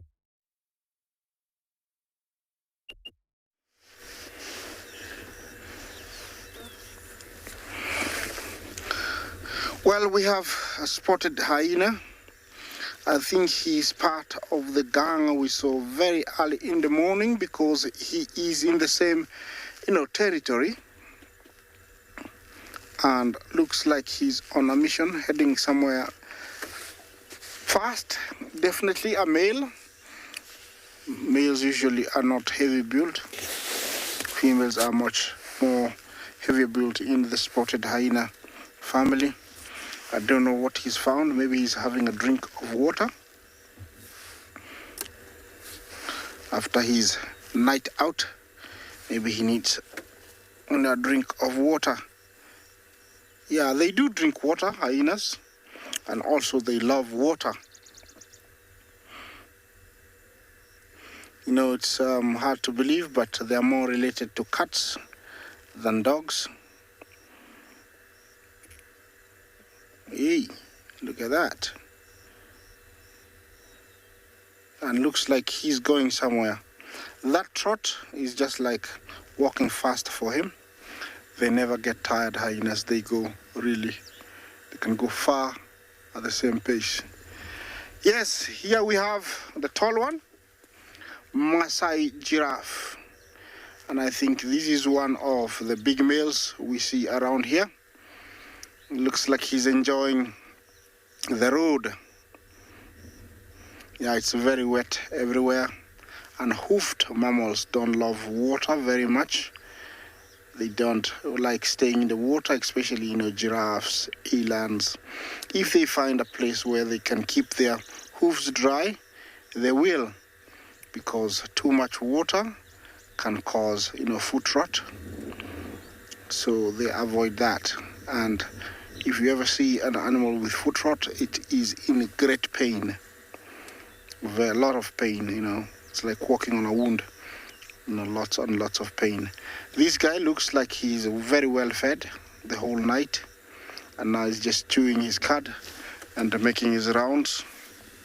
He's coming towards me. I don't know how much closer he's gonna get, but you know, I hope you're enjoying this. Masai giraffe is the ones we get here in the Mara.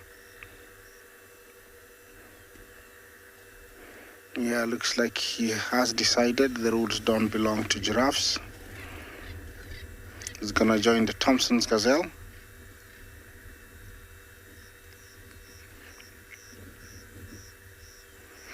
Yeah, these temperatures that we have at the moment are perfect for most grazers.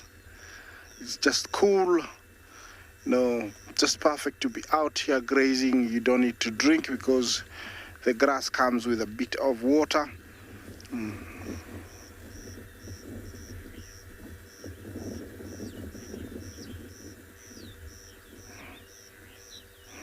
Harriet Jumbo. We have a very wide variety of plants. If I name a few, we have the Solanum incarnum, we have the desert date, we have the Tanchananthus camphoritis, wild camphor, we have Wambogia ugandensis, Diopsparus abyssinica, or the Siphon pallidus. Just to name a few, there are so many. You know, we don't have very many acacias around where we are, but if they cross the river or go up the escarpment, we do have Gerard's acacia, Acacia kiki, yellow-backed acacia, you know, Acacia Senegal, camelthorn acacia. We have very many different types of trees and acacias, so there is a wide variety of menu for them. And also, you know, have, you know, short ones like cedar masaicas. They love wild cucumber.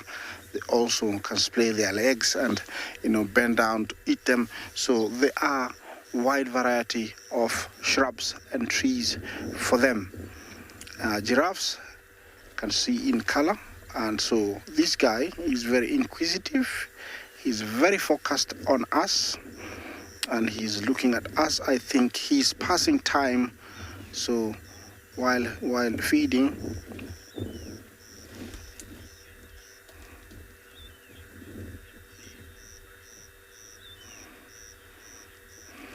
Sassy Cassie. How does a giraffe take care of its own hooves? Well, here it's natural because the ground is very tough and rough and hard. Walking on it usually cleans, you know, the hooves, always making sure that what is needed is left and extra growth is cut off. And so, you know, that's how nature takes care of itself. Yeah, I'm gonna switch the vehicle slightly so that we can see the ostriches plus the giraffes. You know, sorry. Yeah, he's just right here, the giraffe. Sorry about that. Yeah, that's how he takes care of his hooves. Otherwise, if a rock gets in between the hoof, I've never experienced that. It's either it's gonna get really bad for a vet to come and remove it, or they know how to remove it. I've never seen that happen though, here in nature, either with smaller antelopes or giraffes.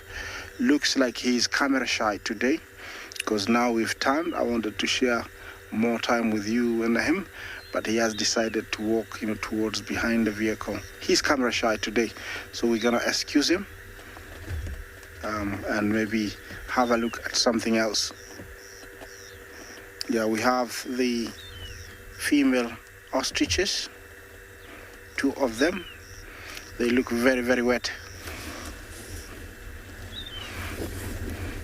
Yeah, very, very wet. And the area they're in, they don't want to be there. It's full of lions. It looks like they're having a discussion. Yeah, which way do we go? Yeah, this is the only type of ostrich we find here, the Masai ostrich or common ostrich. And I think these guys, either with the advantage of their height and tall necks and, amazing eyesight, they have spotted the lions on the other side. That's where I was, and they have decided to turn back. I would say it is the case. These are females. They're usually gray in color. The males are black, white, and when they're in season, they get very pinkish. These are females. And we sometimes find them in flocks of up to 50 in more arid areas. They love that. Here, flocks get to around 13, 15. Yeah, this is one of our flightless birds in the world. Related to the kiwis, the emus, the rares, and also the penguins. They're all in the same family. They're all birds, but flightless. Something happened along the way. Either there wasn't many, predators originally where they were, so there was no need to fly. But they have developed, a technique where they can dodge and dart predators running at very, very high speeds.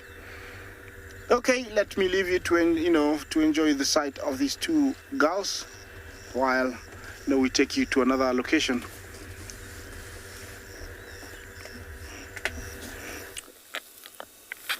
Welcome back to this other side of the Mara, where our buffalo herd is still slowly grazing. You can see some have turned to the left, some have turned to the right. But it seems like they're all heading one direction now.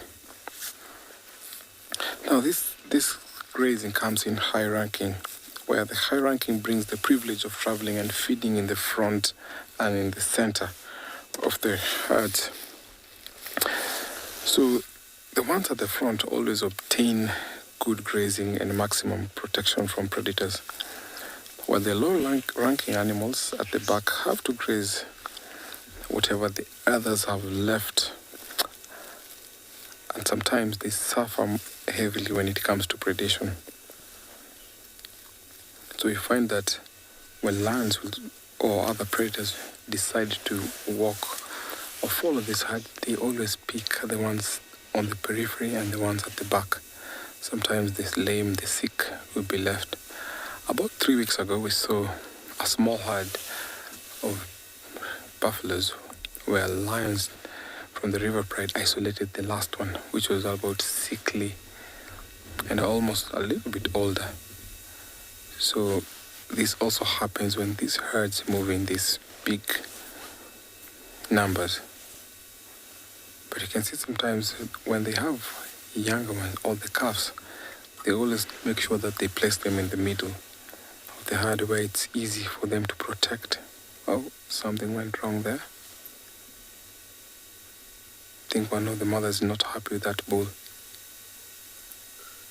So these numbers fluctuate depending on social or environmental factors, where you find during the dry season or during the wet season, they'll congregate in big masses where there's good grazing ground, and in the dry season, they'll be going over for water, maybe find them in a river or maybe a water hole, or when they have younger calves like this. They don't have territories, they occupy home ranges, and you find some herds always walk into these home ranges, and sometimes they overlap each other's home range, but not quite often.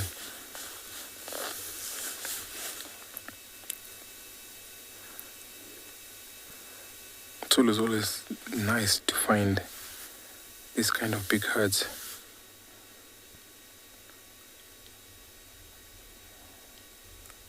And as they walk like this, they come into those smaller home ranges of bachelor bulls. And those bulls sometimes will chase off other dominant bulls who are here because of their size and their experience. And sometimes they get advantage of mating with some of the cows that are in estrus in this kind of herds. And then they walk off and leave those bulls in those smaller home ranges.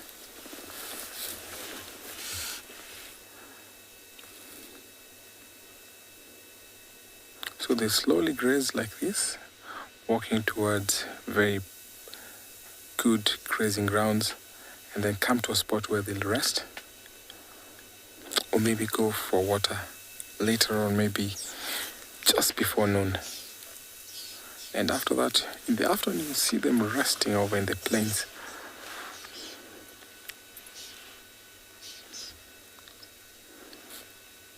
I can hear oxpeckers. So oxpeckers, cattle egrets always follow this kind of herds because they get advantage of the ticks, other parasites, while the cattle egrets get advantage of the small insects that they get disturbed as these animals are walking. So I'm going to leave this herd who is slowly walking and grazing and see what else I can find as I take you over to another live location.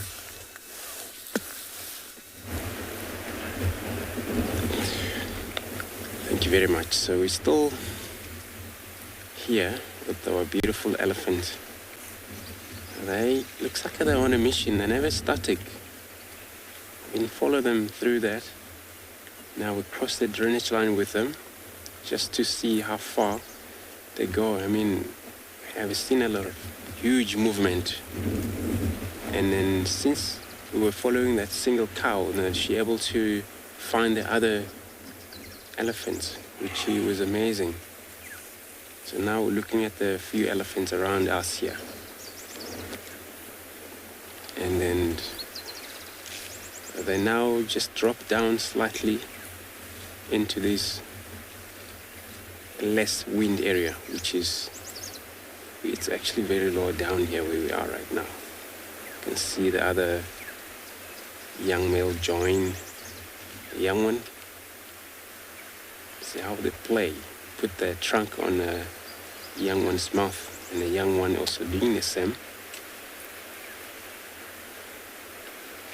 So this is what the elephants do, especially with the all different age of the young one. For them to be able to cooperate, show social, that's it's all about. And they all treat one another better and play just like that. So what they're doing there, they're trying to see if maybe one will able to take over the food from the partner's mouth while it's already swollen up. Now just resting the trunk on top of the other one. It's kind of a play touch. They all love one another, and looking at the two young males here, different age for sure.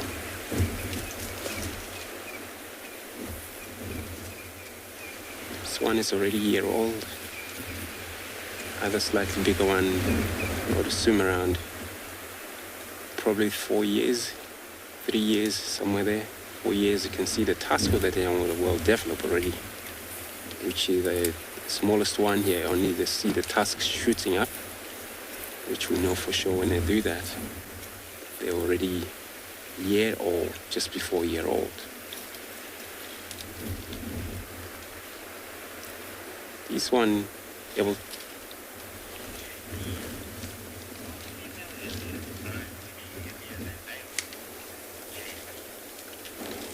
Good morning, JP. You want to know if there's a female heavier than a male.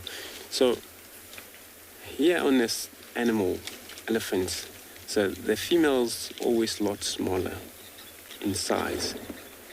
So female weigh anything from 3 ton, roughly 3.5 sometimes, fully growing. Could be around nearly 4 ton, but the male would weigh 6 ton. So it's actually a big difference if you want to compare the size, where we don't actually have a big male around them here. You would be able to witness the size, the age as well. So we're just going to pan to one here, which is approaching for more. Just going to see if Mpo is going to get that, but that one is actually very close to us. Thanks, Mpo. There you go. So this is how now you can tell how we're surrounded, finally. I was not to show if we can we're going to get these guys close to us, relax like this. But getting close to them, it's all about, we can park here and they all get attracted. And by these feeding branches, which is all growing up.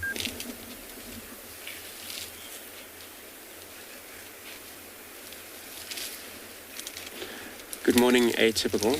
You want to know how did the elephant left their scent mark for the other herds to follow? Well, they, on their legs, they don't have a sort of like a gland, of course, but there's a certain smell they can pick it up. For example, if they have moved maybe half an hour or an hour ago in that area, or even 2 hours ago, so depending on the wind also, because sometimes wind, when it blows so much, it finally take away the sense of smell for most animals. They don't really, scent by chemical. And then, of course, that's how they're able to pick one another up. If they walk recently in that area, and the other one that come from the back, they will able to pick up their smell from the others very easily. So for sure, they don't actually scent or have a scent land on them. Easily for the males, especially when they're in kind of mass, which they're dripping urine all the time. That's actually one of the good examples for the male, that smell remain for long, that chemical wherever it's been dropped. So it's probably going to continuously give a lot of flavor of smell for those may be around, able to try and find out where the other male is. And of course, they're very good on knowing that exactly. They can follow each other through either urination, defecation. If ever they've been around, of course, they eat too much, they have to defecate quite often. So it's a way of them able to locate one another. But the key for them to able to find one another, it's a communication, which is a louder sound. So I'm going to stay put here while you're going to enjoy another wild location in Africa. So I'm going to follow a little bit to see how they go for us.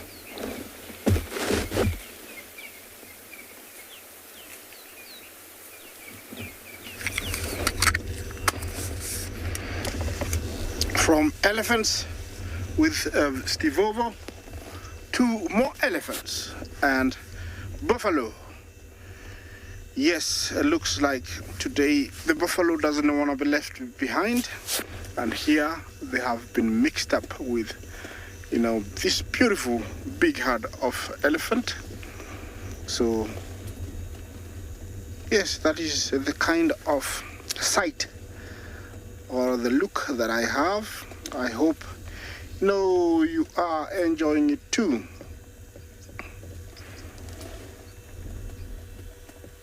Apart from elephants leaving scents on the ground in terms of droppings and urine, they have very low rumbles that can travel long distances, and that's how they communicate, second to leaving scent.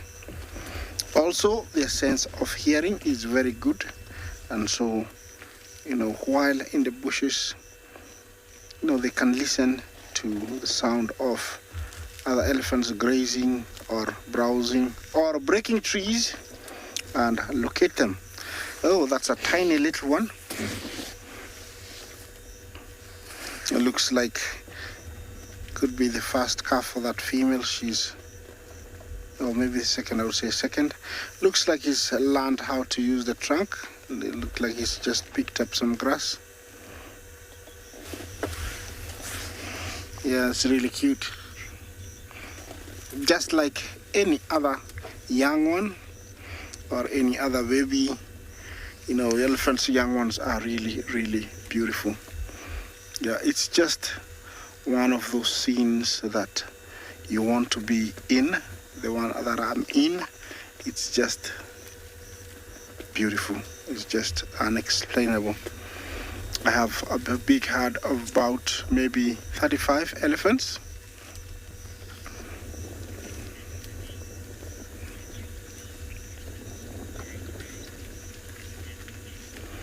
Anthony, yes, we can.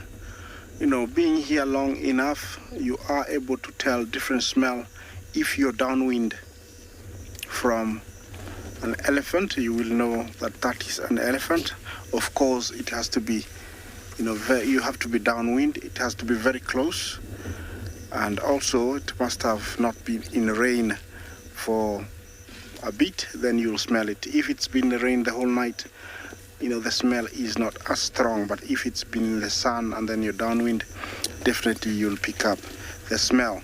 This is, you know, the elephants that I have. So many. Just have a look at them. And they're all coming towards me. I'm hoping, you know, they're gonna come and say hello as they pass towards the marsh. Definitely this is not one herd. It could be 2 or 3 small herds that have, you know, come together and form this huge herd. It does happen every now and then for families, related females, to come together, especially when there is time of plenty. And right now, definitely there is plenty of food. There is grass, there is, you know, brush. So there is a lot of food, and they have come together, you know, to utilize this food. And that's when we see a big herd like this. They're just everywhere. And this is super cool. And lots of young ones also. Remember that elephants are very intelligent. They know why they're here.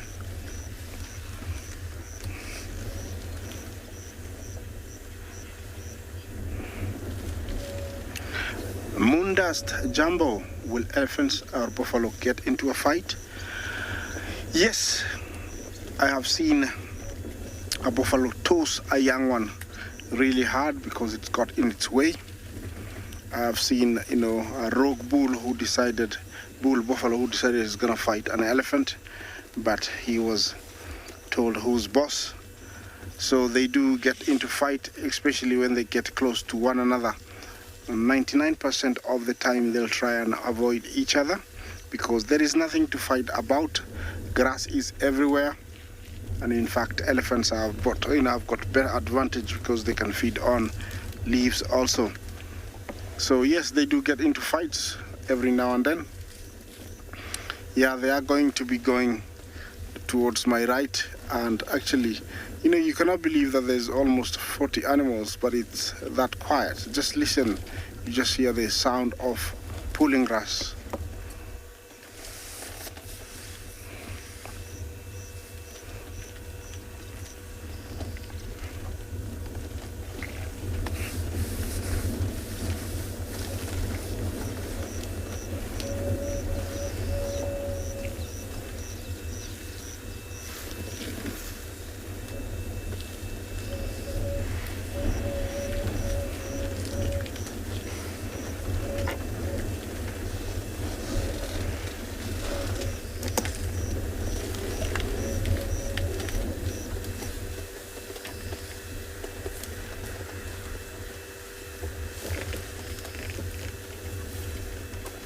Yes.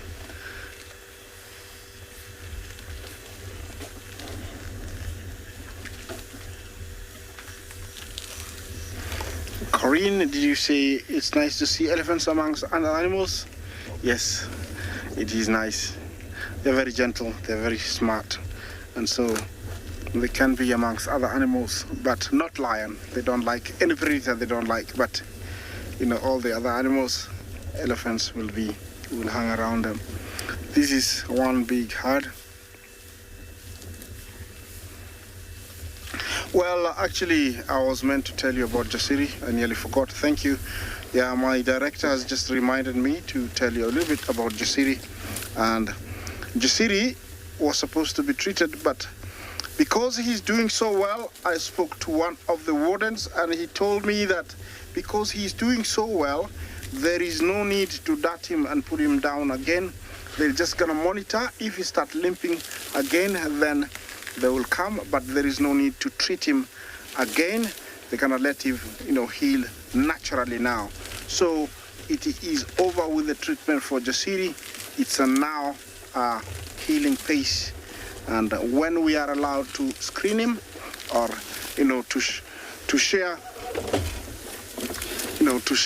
the news with him about him, we will definitely tell you about Jasiri when we are given the permission to do so. But he is very okay, very safe. Yes, so these guys are just all over me. Just listen to the sound of grass ripping.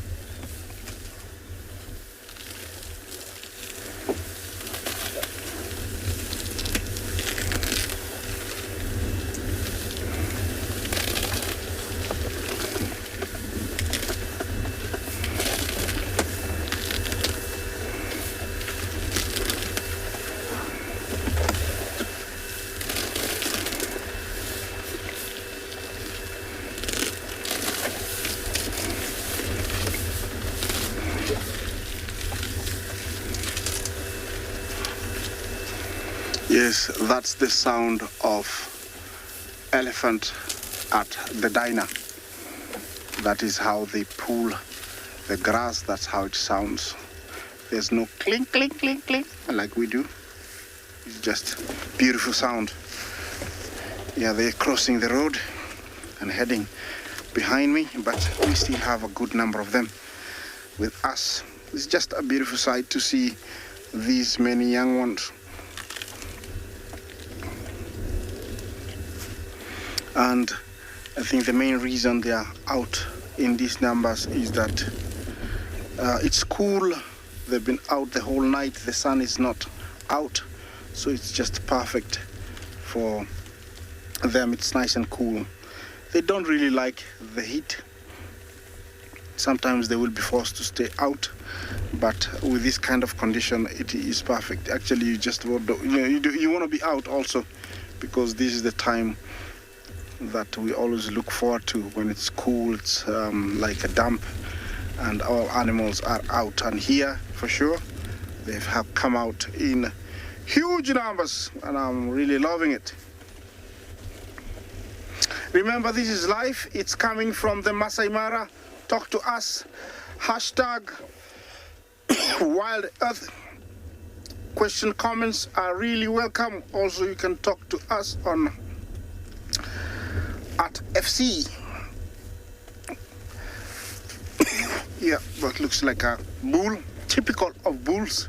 They start separating, dragging behind, eventually, splitting completely and forming small bachelor herds. And looks like that is what is happening here. Okay, let me leave you with that beautiful sight there, and let's see what's happening with one of my colleagues.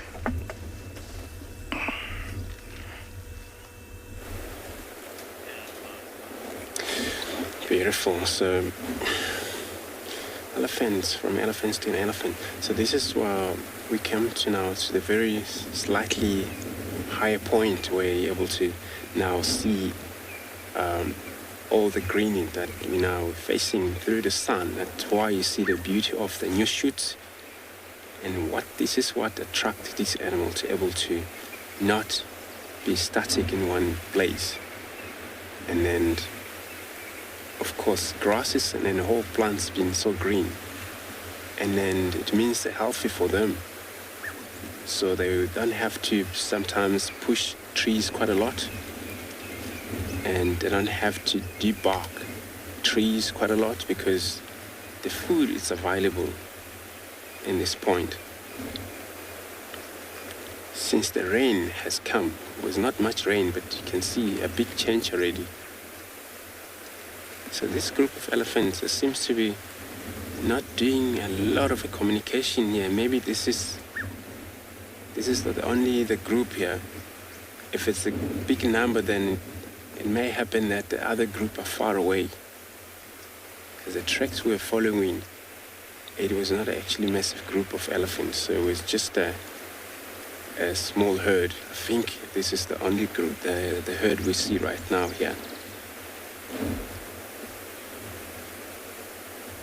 And then the grass is very nutritious. plants is very wet, they won't push too much for a drink because then they get moisture from what they eat most. But they may drink quite a few times a day because they have to dilute what they have eaten. And there are ruminant animals, elephant, they all stand all day long, eat. And there's only very small chance of them finding maybe freeze, static, sometimes a slip. These young ones will able to go down the floor, and they have a lot of chance to do that because they're still quite young.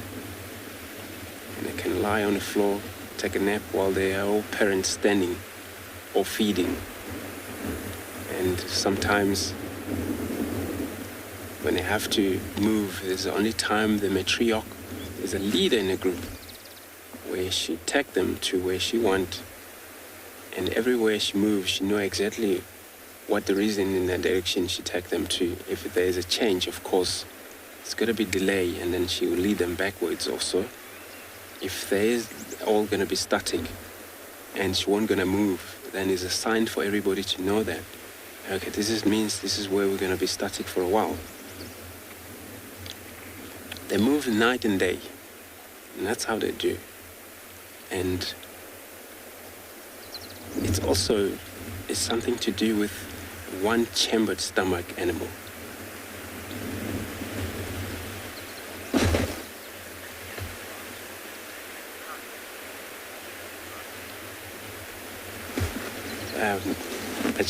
Can you repeat that question there again?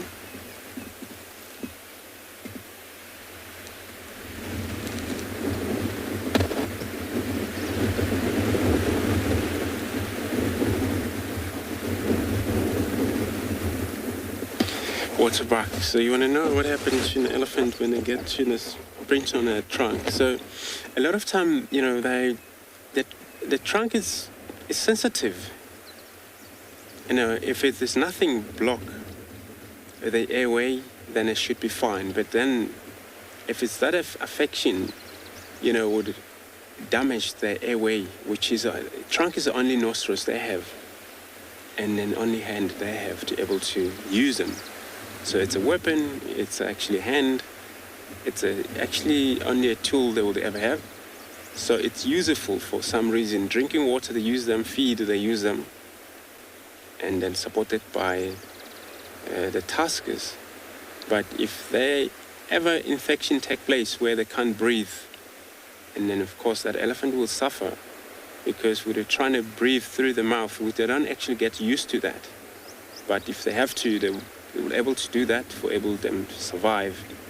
And then every time you're around that herd of elephants, you would hear kind of like a growl every now and then for that animal trying to suck air in through the mouth, but also out, which is not the actually usual way of them doing it. So yeah, that would happen, but otherwise won't die immediately though, would still survive. And then looks like now they're going to just disappear away from us. And then what we do here, we still have a lot of time to be able to find them again. So there they move on. But what I will do, I'm going to move on, try and find another wild animal to show you, and while I'm taking you to another guide somewhere else in different locations.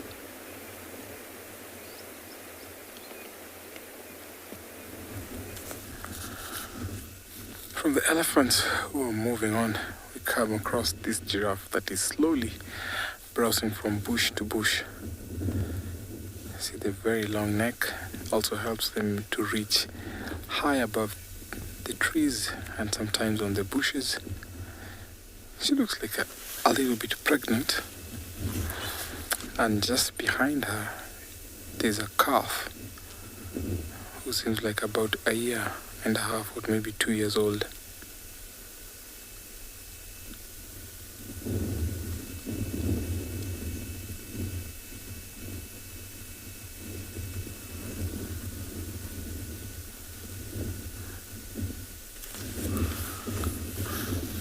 Super cute.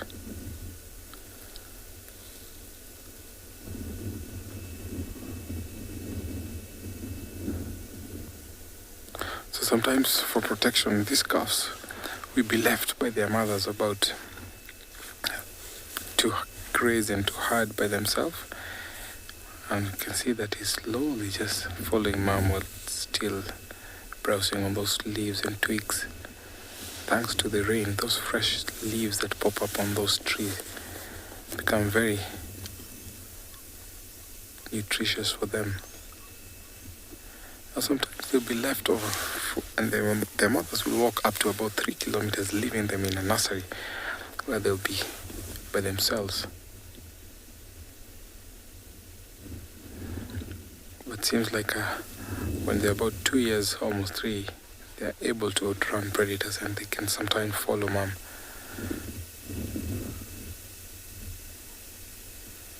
They're selective feeders. You saw how he walked and grazed and browsed rather, and then got to this other bush to browse. They prefer feeding on the cooler parts of the morning and the late afternoon when it's a little bit cool, so that they can enjoy that useless energy. And then during the day they take time to rest.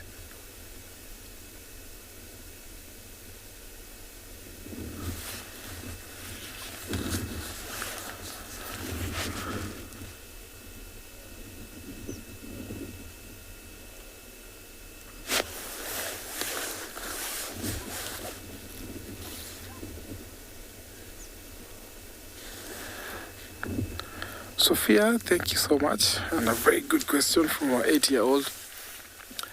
The reason why the calves are not with the mothers when they're super small is because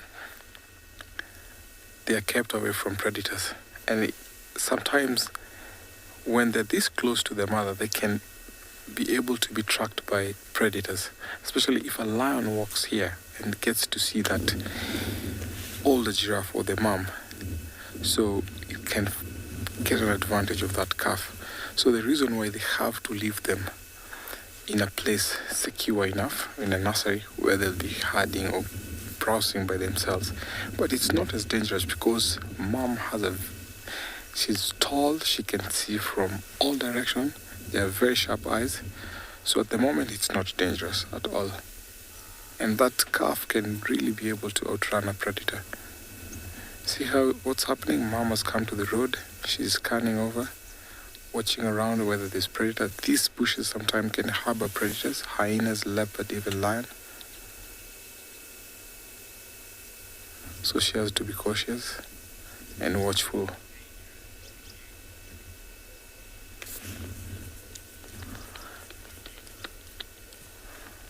It's not dangerous for me to be close to these herds because I keep a distance, and most of these animals are habituated to seeing us close.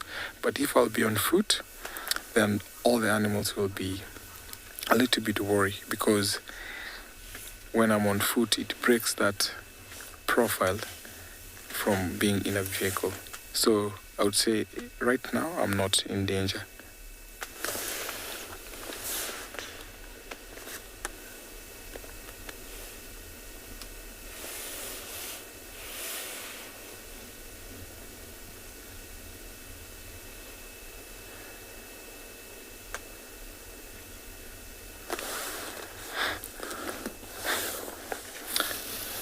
I think this mom will lead us to another big herd, because females will always walk together and bulls will always isolate themselves.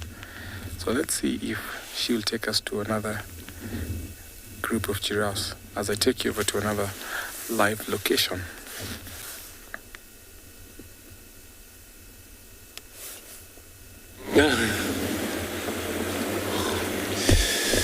So now we're looking around for, dung beetle, which is just vanished into the bush. They're little things. When they decided to stick on a road, when they rolled a little ball which they made from dung, which I think could be any of a dung they can roll the dung from. But they just move into this grasses. There's no visual for now. I'm gonna try this back if we can find another visual again.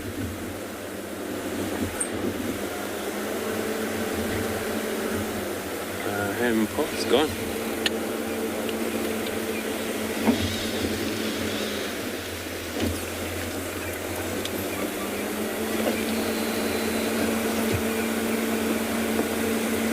So yeah, there was a dung beetle, was just rolling the balls along the road, but eventually just move off the road as we just trying to get into the feed on you guys. But you know, we're definitely going to find another.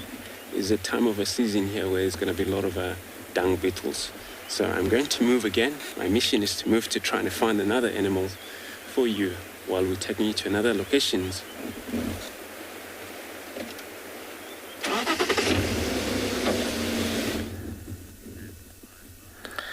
It's always nice when you watch dung beetles. They play a very important role, especially in the disposal of dung. How cute was that? Now these giraffes are slowly browsing, and you can see how they're selective, walking from bush to bush. So when these young giraffes are young, they have to be dependent on their mothers for about 14 months, 12 to 14 months, when they are weaned, which is very, very nice to see them as they are walking slowly with the mother. And when they're about almost a year or two, they'll start leaving their mothers and walking to.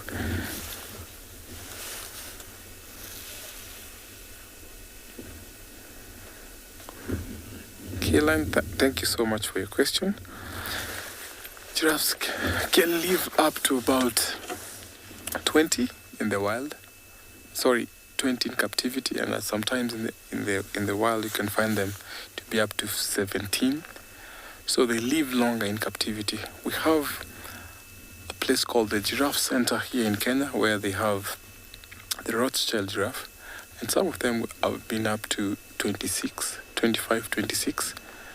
So it depends on the environment where they are, but I think in the wild they can go up to about 17, 18.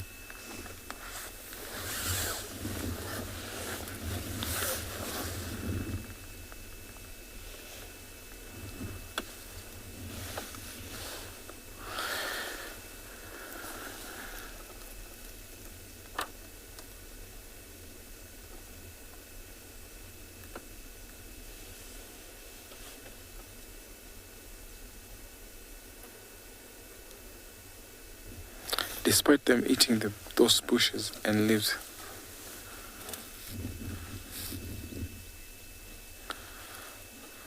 Mundas, thank you for your question. The longest they can stay with their mom is about 15 to 17 months, and then they start becoming independent. This is a young bull. So I'd say sometimes when they're about that age, you see them wandering off with other younger males, and then females with the younger males will always mix together, but bulls always hang around together. And one or few occasions where they'll be walking from one home range to another home range in search of females. So I'd say about 15 to 17 months.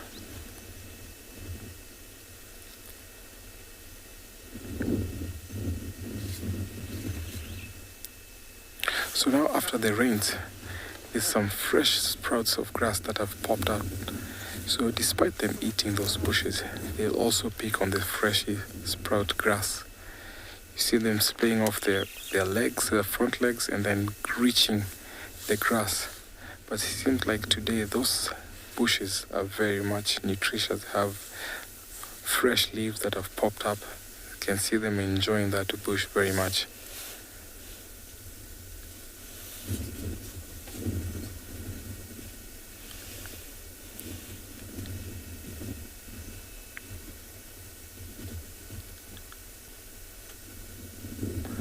Background, I can see some wildebeest. I think they're walking over to join other herds.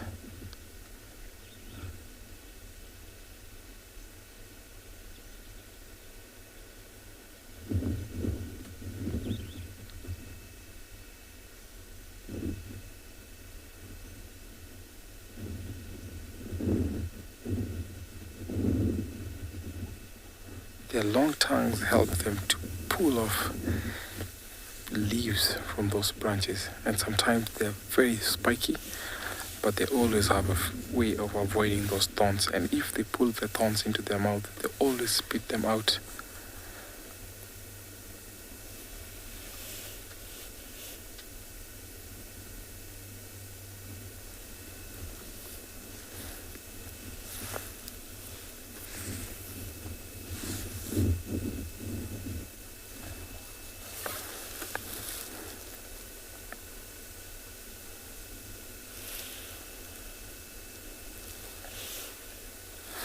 She decided to walk to another bush. Look at how she just twists and turns as she keeps on browsing from leaves to leaves.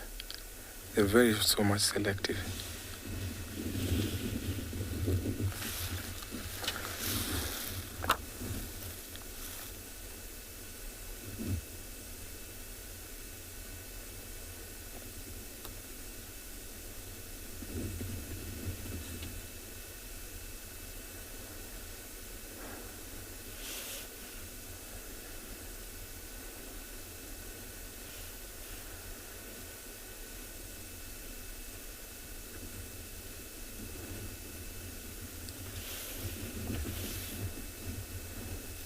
Swali, thank you for your question. I think they can eat up to about 15 to 16 kilos of food in a day. That is what they can eat.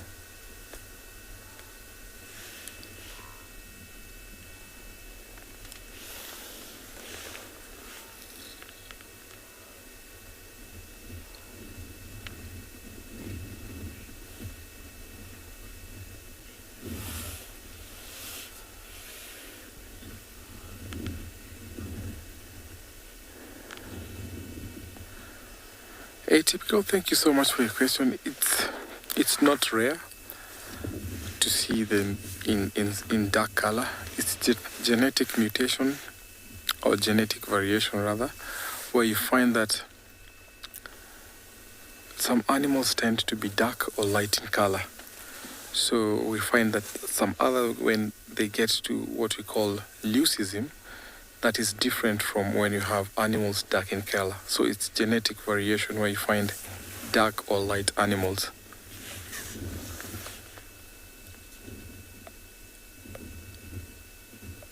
There's another giraffe approaching. Look at how light in color that one looks. So females will hang around together, and this is one other female that is coming to join the mother and the calf.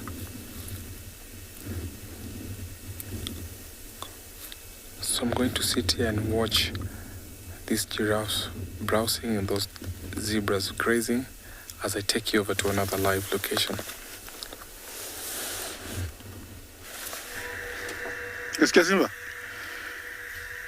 Yes. Yeah, from all the animals to one of the masters of the sky, Buffalo eagle. This is an immature one. Takes about 3 to 7 years to really get the adult plumage, but already he is a master of the sky. This is a bird that has been known to soar in the air using hot thermals, yes, and he has taken off. They just need to flap a few times, and once they catch full speed, they just can, twist and turn without flapping. They have ability to do so because their wingspan is much bigger and enough to hold their weight all around. Buffalo eagle. It's one of the most beautiful eagles we have here. It used to be called the short-tailed snake eagle, hence its name. They feed on snakes, small mice, also rodents. Yeah, very common here in the Masai Mara, but now it's called Buffalo eagle. That was an immature, but when they get full color, they're really, really beautiful. Okay, let's move on. Let's see what else we can find. Oh dear, my car has decided not to start. Maybe I'll do something and it will start. It does happen. gremlins do kick in after a while. The bouncing and bouncing around. The vehicles do sometimes refuse to start. Let me see if it's gonna start. Oh yes, there we go. Super cool. So it looks like the buttleos are soaring above here. Who are these? No. So I'm gonna move on further down here. This is where I saw the small battle between the buffalo and the lion this morning. I don't know if I can find the lions again. This is an off-road driving area, so I have to be very careful, and hopefully they're very close to the track. But it's a very, very beautiful area, and it's very, very wet from the rain from last night. It has stopped now, but believe me, it's very wet. Yeah, nothing in sight yet, but it's just a beautiful sight.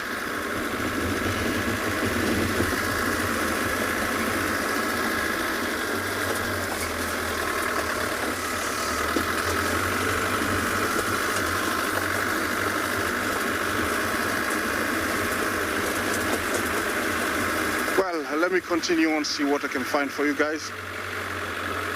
One look here, and then I can move on while I take you to one of my fellow guides somewhere.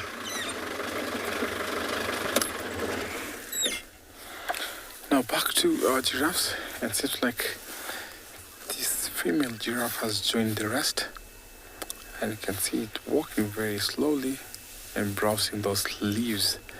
Seems like very nutritious, and because it was raining yesterday, they have lots of water. And there's fresh sprouts that have popped up. They get to enjoy that. We have zebras who are around here, and at least they know that when the giraffes are around here, then the security is tight because they can watch over for predators.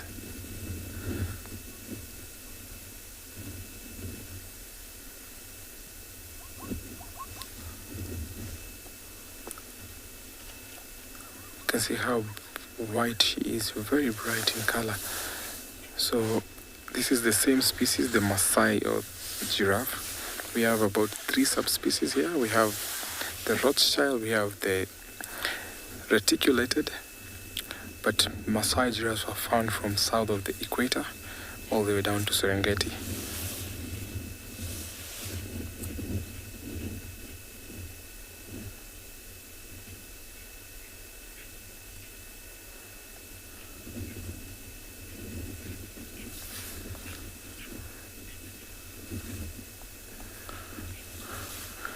Bridget, thank you so much for your question. A giraffe will defend itself mainly by using the legs. So if a predator is up on the front, what they normally do, they will kick or sweep with the front legs, and then the hind legs are very strong. Look at how big and strong they are. They will also kick using the same. So that is one big defense that they use. Leg, and it's reckoned that one good kick can kill a fully grown lion.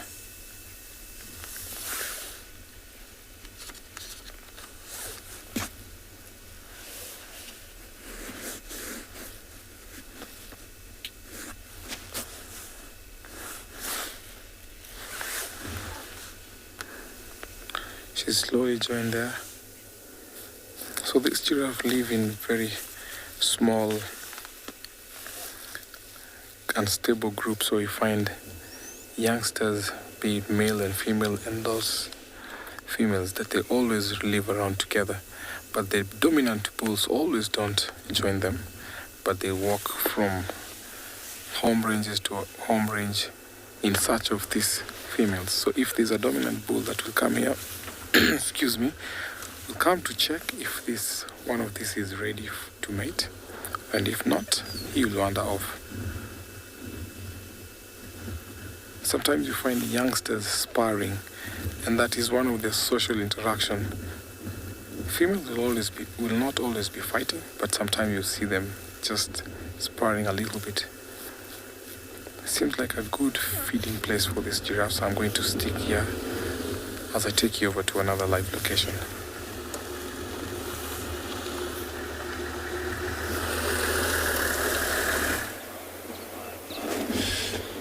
Beautiful. So we came to this den.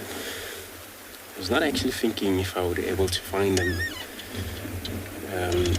because the den is very windy, but also it's already getting late for. But yeah, it's nice. But they are here. One female's there, and a lot of cubs running around. A looking beautiful animal. One cub's drinking,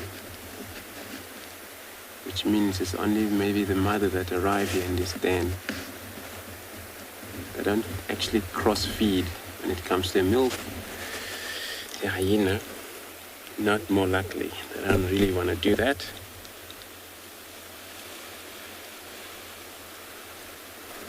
Probably, oh, there's another one coming from the back there. Oh, frightened. Piece of skin, looks like it, I don't know. It looks like a big skin for me. I can't tell. Looks like quite a few bones here that we have to bring it in since from last night. So I was just going to take that skin into that barrow.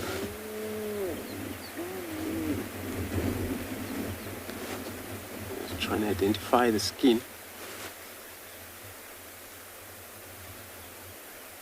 It's very dry skin. I'm not sure. I'm not sure what the skin is, but it looks like very thick skin now. Could be from giraffe or there's not a lot of hair on the skin, so I can't really properly tell what it's skin from, which animal.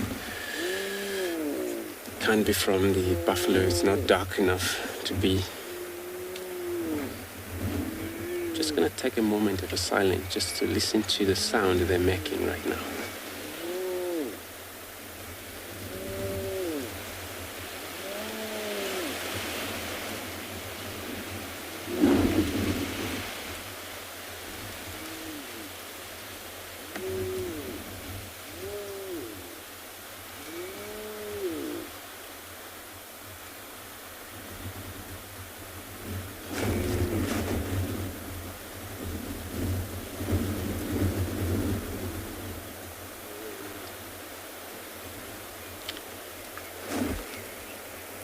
It's amazing sound. Since that they're all happy with their skin, this is the only time the young one will able to practice their jaws since this younger, and they will able to chew in that very dry thing. And the other one's trying to lick on that bone. It's probably just going to finally that bone is going to be all chewed properly, slowly. Even though it takes so many of the days for them to be able to chew that bone completely done, they were able to because they have such a very strong canine teeth. I can tell you these animals, their canine teeth, it's more than lions can. It's so strong. So I'm gonna send you to a guide who will show you again more of wonders of the wild. I'm gonna stick in this area just to see what happened with these hyenas.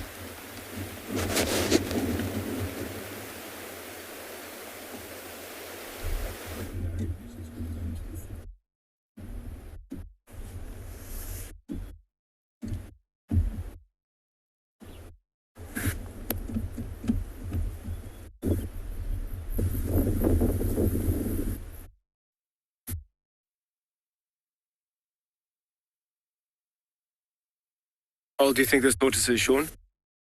How old do you think this tortoise is? Maybe a couple of months old? Well, look what we have here. Yes, one of my other favorite animals, the common warthog. And here looks like these are related, and they're very, very busy grazing on the grass. These are omnivores, these animals, and a few of them looks like they're young males and others are females. Yeah, how you can tell the males is that if you look at the face, there is those protrusion. Hey, well, was that Jumbo? How are you? Yes. Is it gonna get serious? And those two are males. They have 4 watts. Apart from the WILDwatch, they have knobs that are growing on the face, 4 of them, 2 just below the face, the eye, and then 2 very close to the watts. So definitely you can tell they are males. Usually, they go in groups of up to, sometimes 12. And the females give birth to very, very many, up to around 8. They're usually very interesting and funny to watch. And they are born in barrows. After a gestation period of 6 months, their eyesight is good, but because their eyesight is, their eyes are small, sometimes they don't see really well. Their ears are also very good. Their sense of smell, very, very good. And they can run really, really fast. Yes, a fully grown one can weigh from 60 to almost 150 kilos. So they're big. They can get really, really big. Yes, let's find out what's happening somewhere else.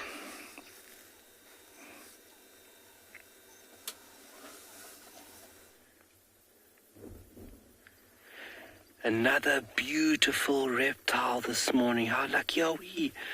Another beautiful yellow and mottled Cape Cobra. Look at that animal.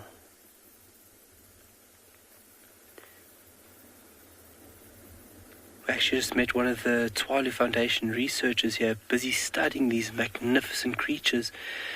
And as we stopped the vehicle, the hood was splayed, and that's actually how we found the animal.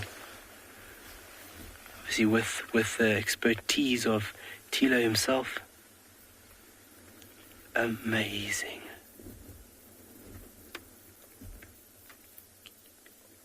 Look how the hood is splayed there. Into the bushes.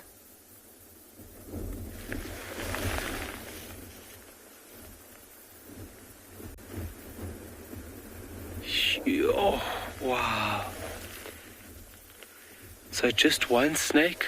We must just make sure there's no other snakes around us. We've learned time and time again, especially with cobras, that we need to be on our toes. But what an amazing sight. We're going to hold out here. Hopefully it does come out left or right of this bush and we can get another view of this magnificent creature. But a really nice animal to see, especially early morning like this. It's still moving. You got it there, David? It's just me. I can see the scales shining. So let's see where this animal moves and hopefully we can get another view.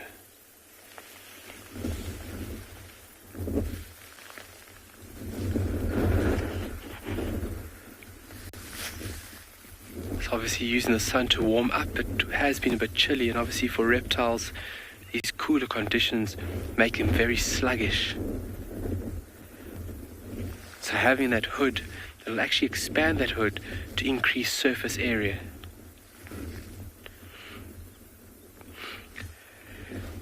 Beyond, do these types of cobras spit? No, they don't. You get the Mozambican spitting cobra, and then the black spitting cobra within this area that also does do that action of spitting. This specific species, the Cape Cobra, does not do that.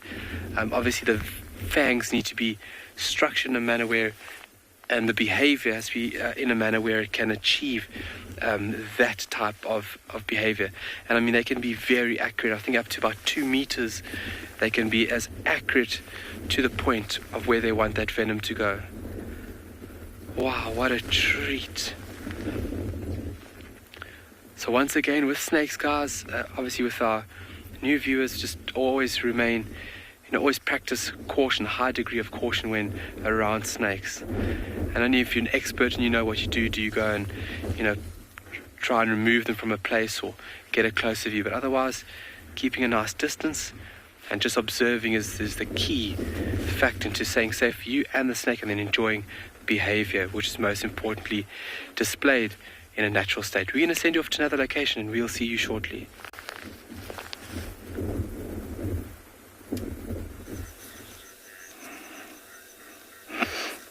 Well, I'm still here with my warthogs, and looks like they've gotten used to me now, and they're very relaxed.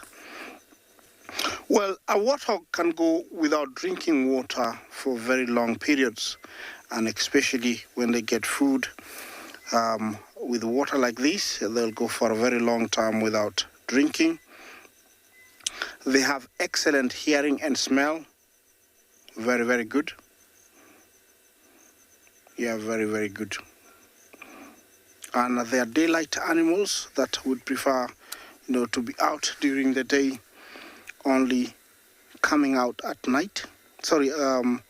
Going back at night and burrowing. Normally, they utilized old aardvark holes. When an aardvark hunts for termites, it digs a hole, sometimes 2 or 3 meters deep into a termite mound. Warthogs and other animals can utilize these holes. They customize them, and those tasks play a very big role in making the holes bigger and spacious for them. They usually back off. They go in and backwards. So if you ever walk in front of a warthog hole, be very careful. They come with full speed, 4-wheel drive, and they have been known to break people's legs. So when you're doing safari walks in Africa, be very, very careful. You don't walk in front of a burrow. They stay in during the day, during the night, only coming out at night.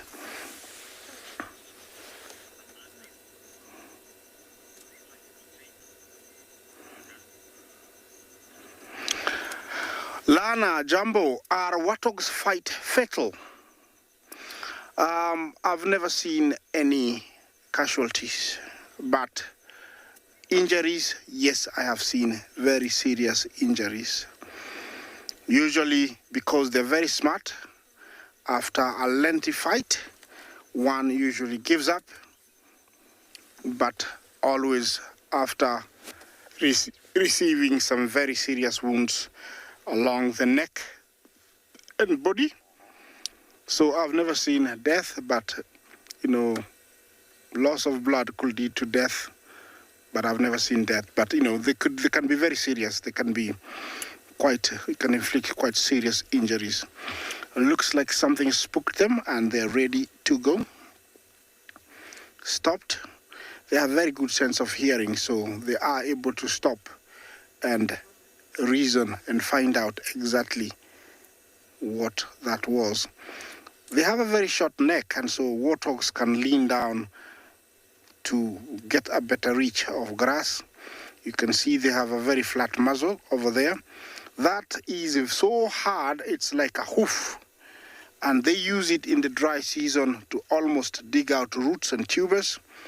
I've seen them, use it to dig, and they remove grass and tubers from underground.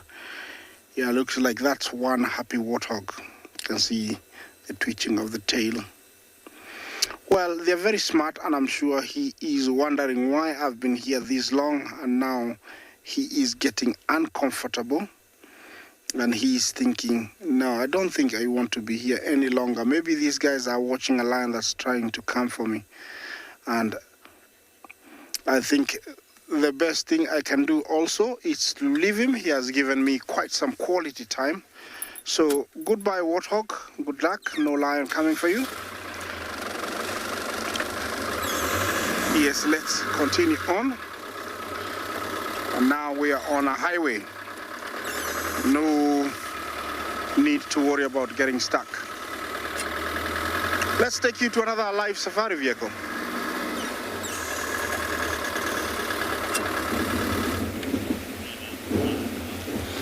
Thanks, Isaac. It's about the same here in this hyena den, where all of a sudden the young one ran back to the holes, and this mother is standing outside there, still trying to scan around. We saw impalas from a distance, ran across. I think from there, then they're not actually 100% sure what's happening outside the den. remember, for safety, it counts so much since they have this den active with their young one here. And they have to make sure it's all okay. Able to identify that skin was a giraffe skin, and even that bone I have was a giraffe bone. There was two of them here and a lot of a young one. Since the young one had ran back to the holes, and the other one also was already moved out of here with that piece of bone. Only that one there also dropped that skin on the background since that Impala ran here across, and she's still checking out. Possibly the den visited by a lot of the dangerous animals such as a lion sometimes. And that's why they're all careful about what's going on, who's coming in, who's not. But anyway, when it happens, there's so much wind here.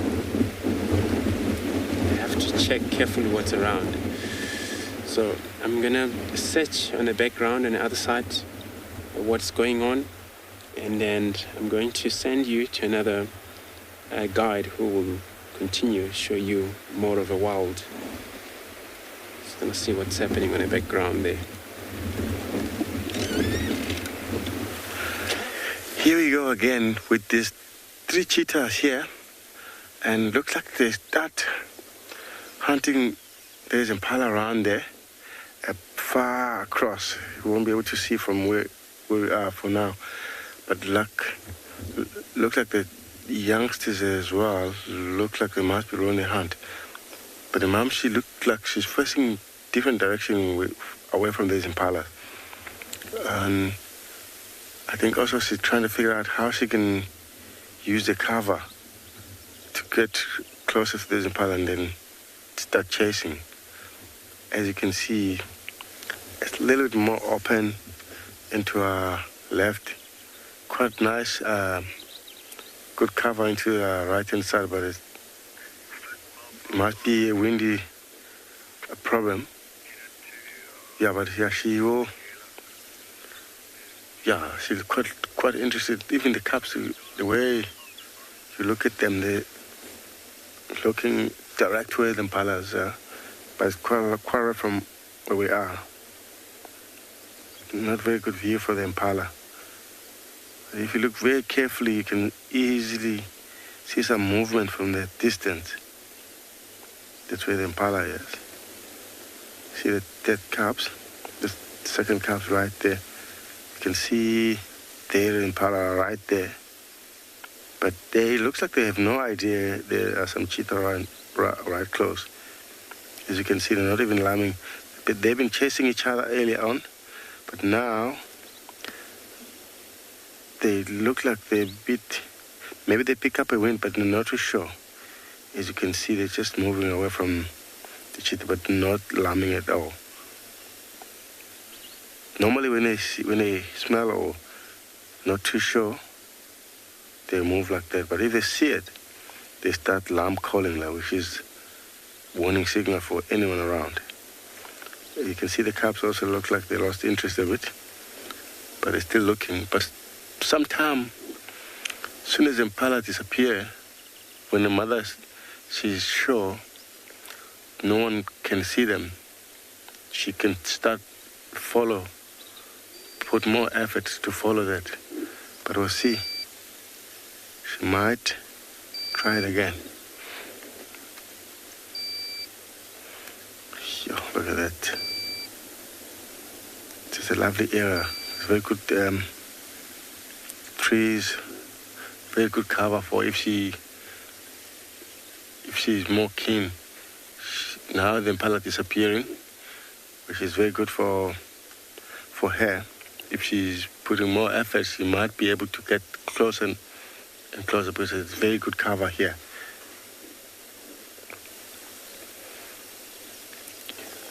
Look at how good a camouflage in there, between the stone. A lot of these acacias around this area. That's what the Impala been feeding on that. One of the cubs, 2 of the cubs are just lying down. Looks like they lost interest. Yeah, it looks like Mom, she's looking again. Yeah, if you look at Mom, she's lifting her ear a little bit, looking, but doesn't really look like it's anything gonna happen. But Impala looks like they're coming back again. We'll sit here and wait and see what's gonna happen.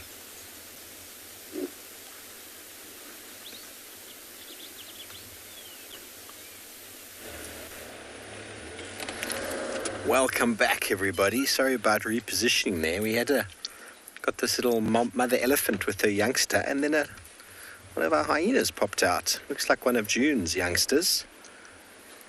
I heard some noise in the bush here, so I'm going to have a little investigation. What's she doing? She's having a proper little sniff around. Maybe we've got a spotted cat somewhere nearby with some food. Elephants just grazing. I have a feeling this is the same small group of elephants Andrew's been with. One mother with her youngster. Yes, it's her. We had her the other day. Enjoying the nice green grass growing down here in the drainage line. Oh, it's time for a toilet break.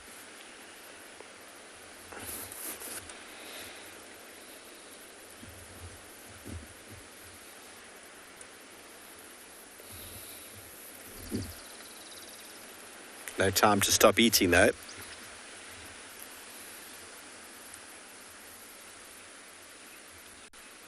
Just move on to a different patch.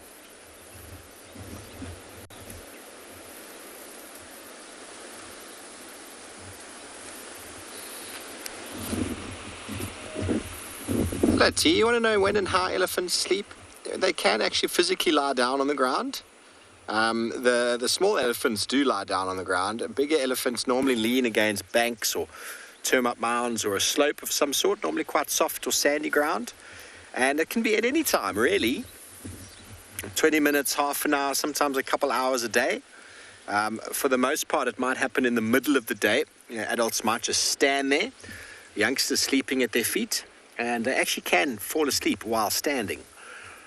But when we were doing the thermal drone a couple of years ago, we came across many herds of elephants flat out on the ground, flat out. So they do lie down a lot more than we actually give them credit for.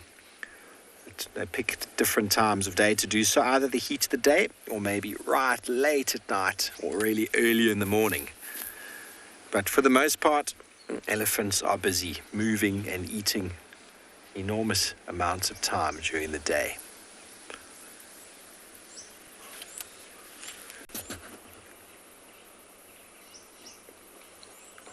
Okay, well, there we go. She's just gone down. I'm actually going to, in a moment, go and investigate up the bank here what this hyena's hanging around for. It's gone straight back to where it came down from. Maybe. I'm looking in the trees. I can't see anything at the moment. But it's very possible we could have a leopard somewhere with some food.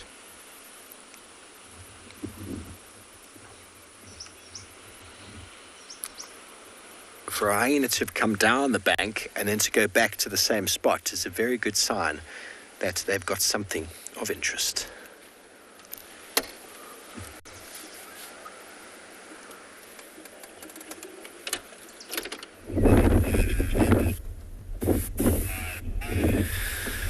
I really hope you managed to find that leopard. Luckily enough for us, we've managed to find what seems to be a large portion of the Birmingham pride.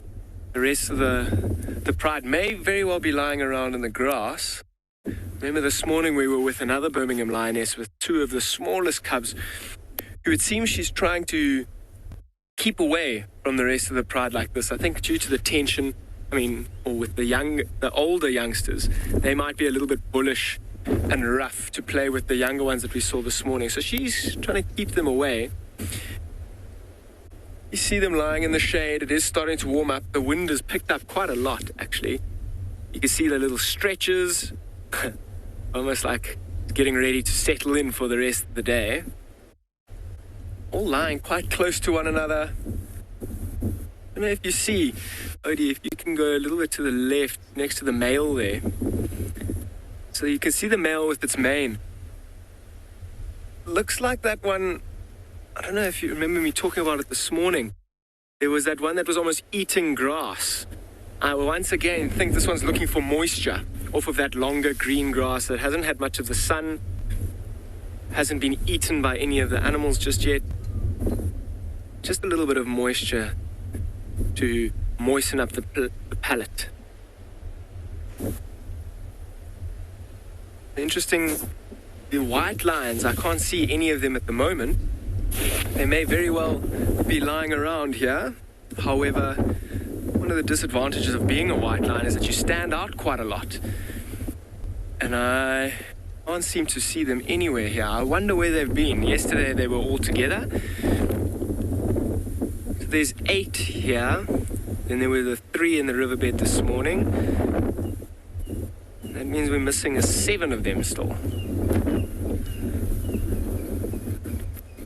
During the evening, walking from where they were last night, they haven't walked terribly far, particularly for this pride. They've got a really large territory, and in one evening can cover serious ground. Many, many kilometers in one evening.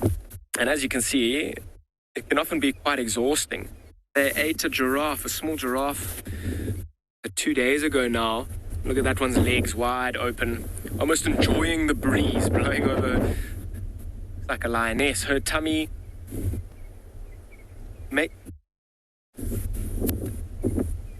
amazing, the color of the white.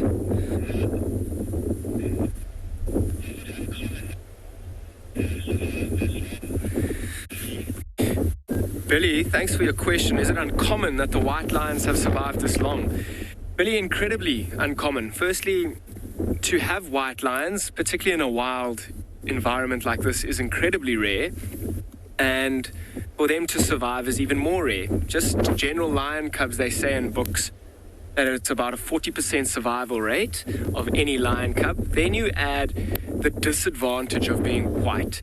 You stand out incredibly, and that makes you very vulnerable towards predation, and that will lower your chances of survival as being a white lion. Can you imagine being a white color compared to these lions? I mean, when they lie on their tummies covered and the grass, they will disappear. Their camouflage is amazing. Then they use the cover of darkness to hunt as well.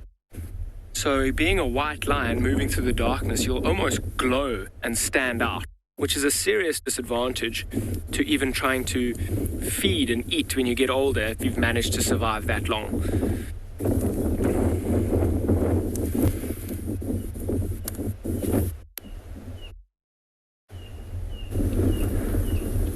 Sure, if you can hear that in the background, there's a red-crested Quran calling. Just waiting to see if it flies up and does its display.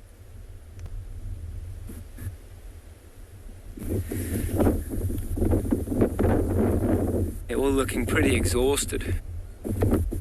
I love our lions. I mean, they're pretty much the only gregarious and very social cat. They're all lying almost right on top of each other in the shade of a very small quarry. I think the wind is doing a good enough job to keep them cool for now. And yeah, I'm sure they're going to spend the rest of the afternoon here or hereabouts, and then later this afternoon or this evening, they'll get up and move around and potentially look for some more food.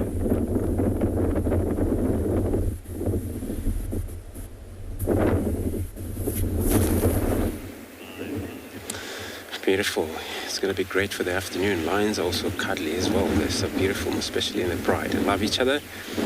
Here we just trying to investigate what was all about that Impala running across that near the den that makes everybody run back to the den. And we find that it could be maybe they were running away from this hyena that is lying down or lying in the pool. They do that sometimes. Hyena, they always love water, sleeping in a shell of water just like that. They weren't going to go too much to very deep water, but that's pretty much enough to get them muddy on their underparts. And then they're able to identify this individual hyena right here as a ribbon. Just identified by lying down there with his beautiful ears on the other side's been cut off twice. And she's also alert as well, looking around here. And then it's probably because the wind is picking up so much now. And all just going to be all well alert. The wild animals, they're all scavengers, carnivores, but they all worry about the other dangers. Could be lions, sometimes going after them. So it's well enough for them to look. It's going to be a wrap. You can see exactly. It's a true hyena. It's all wet, dripping of the water. So everybody, this is going to be, we're coming in at the end of the show for this morning. Just want to thank everybody to be in a part of the show this morning. And hopefully we meet again this afternoon. Very same times, 3 o'clock will be best time to be able to get around and be able to share, interact in the wild animals. Goodbye. See you this afternoon. Can you believe it? This is just absolutely insane. Head into the mystery of the African wilderness live right here on WildEarth. There she goes. She's coming right towards us. From the wilds of the Greater Kruger to the majestic dunes of the Kalahari. Live, this is happening right now. This is one of the big safari specials on any reserve. Tune in to meet our captivating animal characters and talk to the experts in real time, only on WildEarth. This program features live coverage of an African safari and may include animal kills and carcasses. Viewer discretion is advised. Good afternoon and a warm welcome to you in the Masai Mara of Kenya. We have a lioness that has been stalking here but missed out.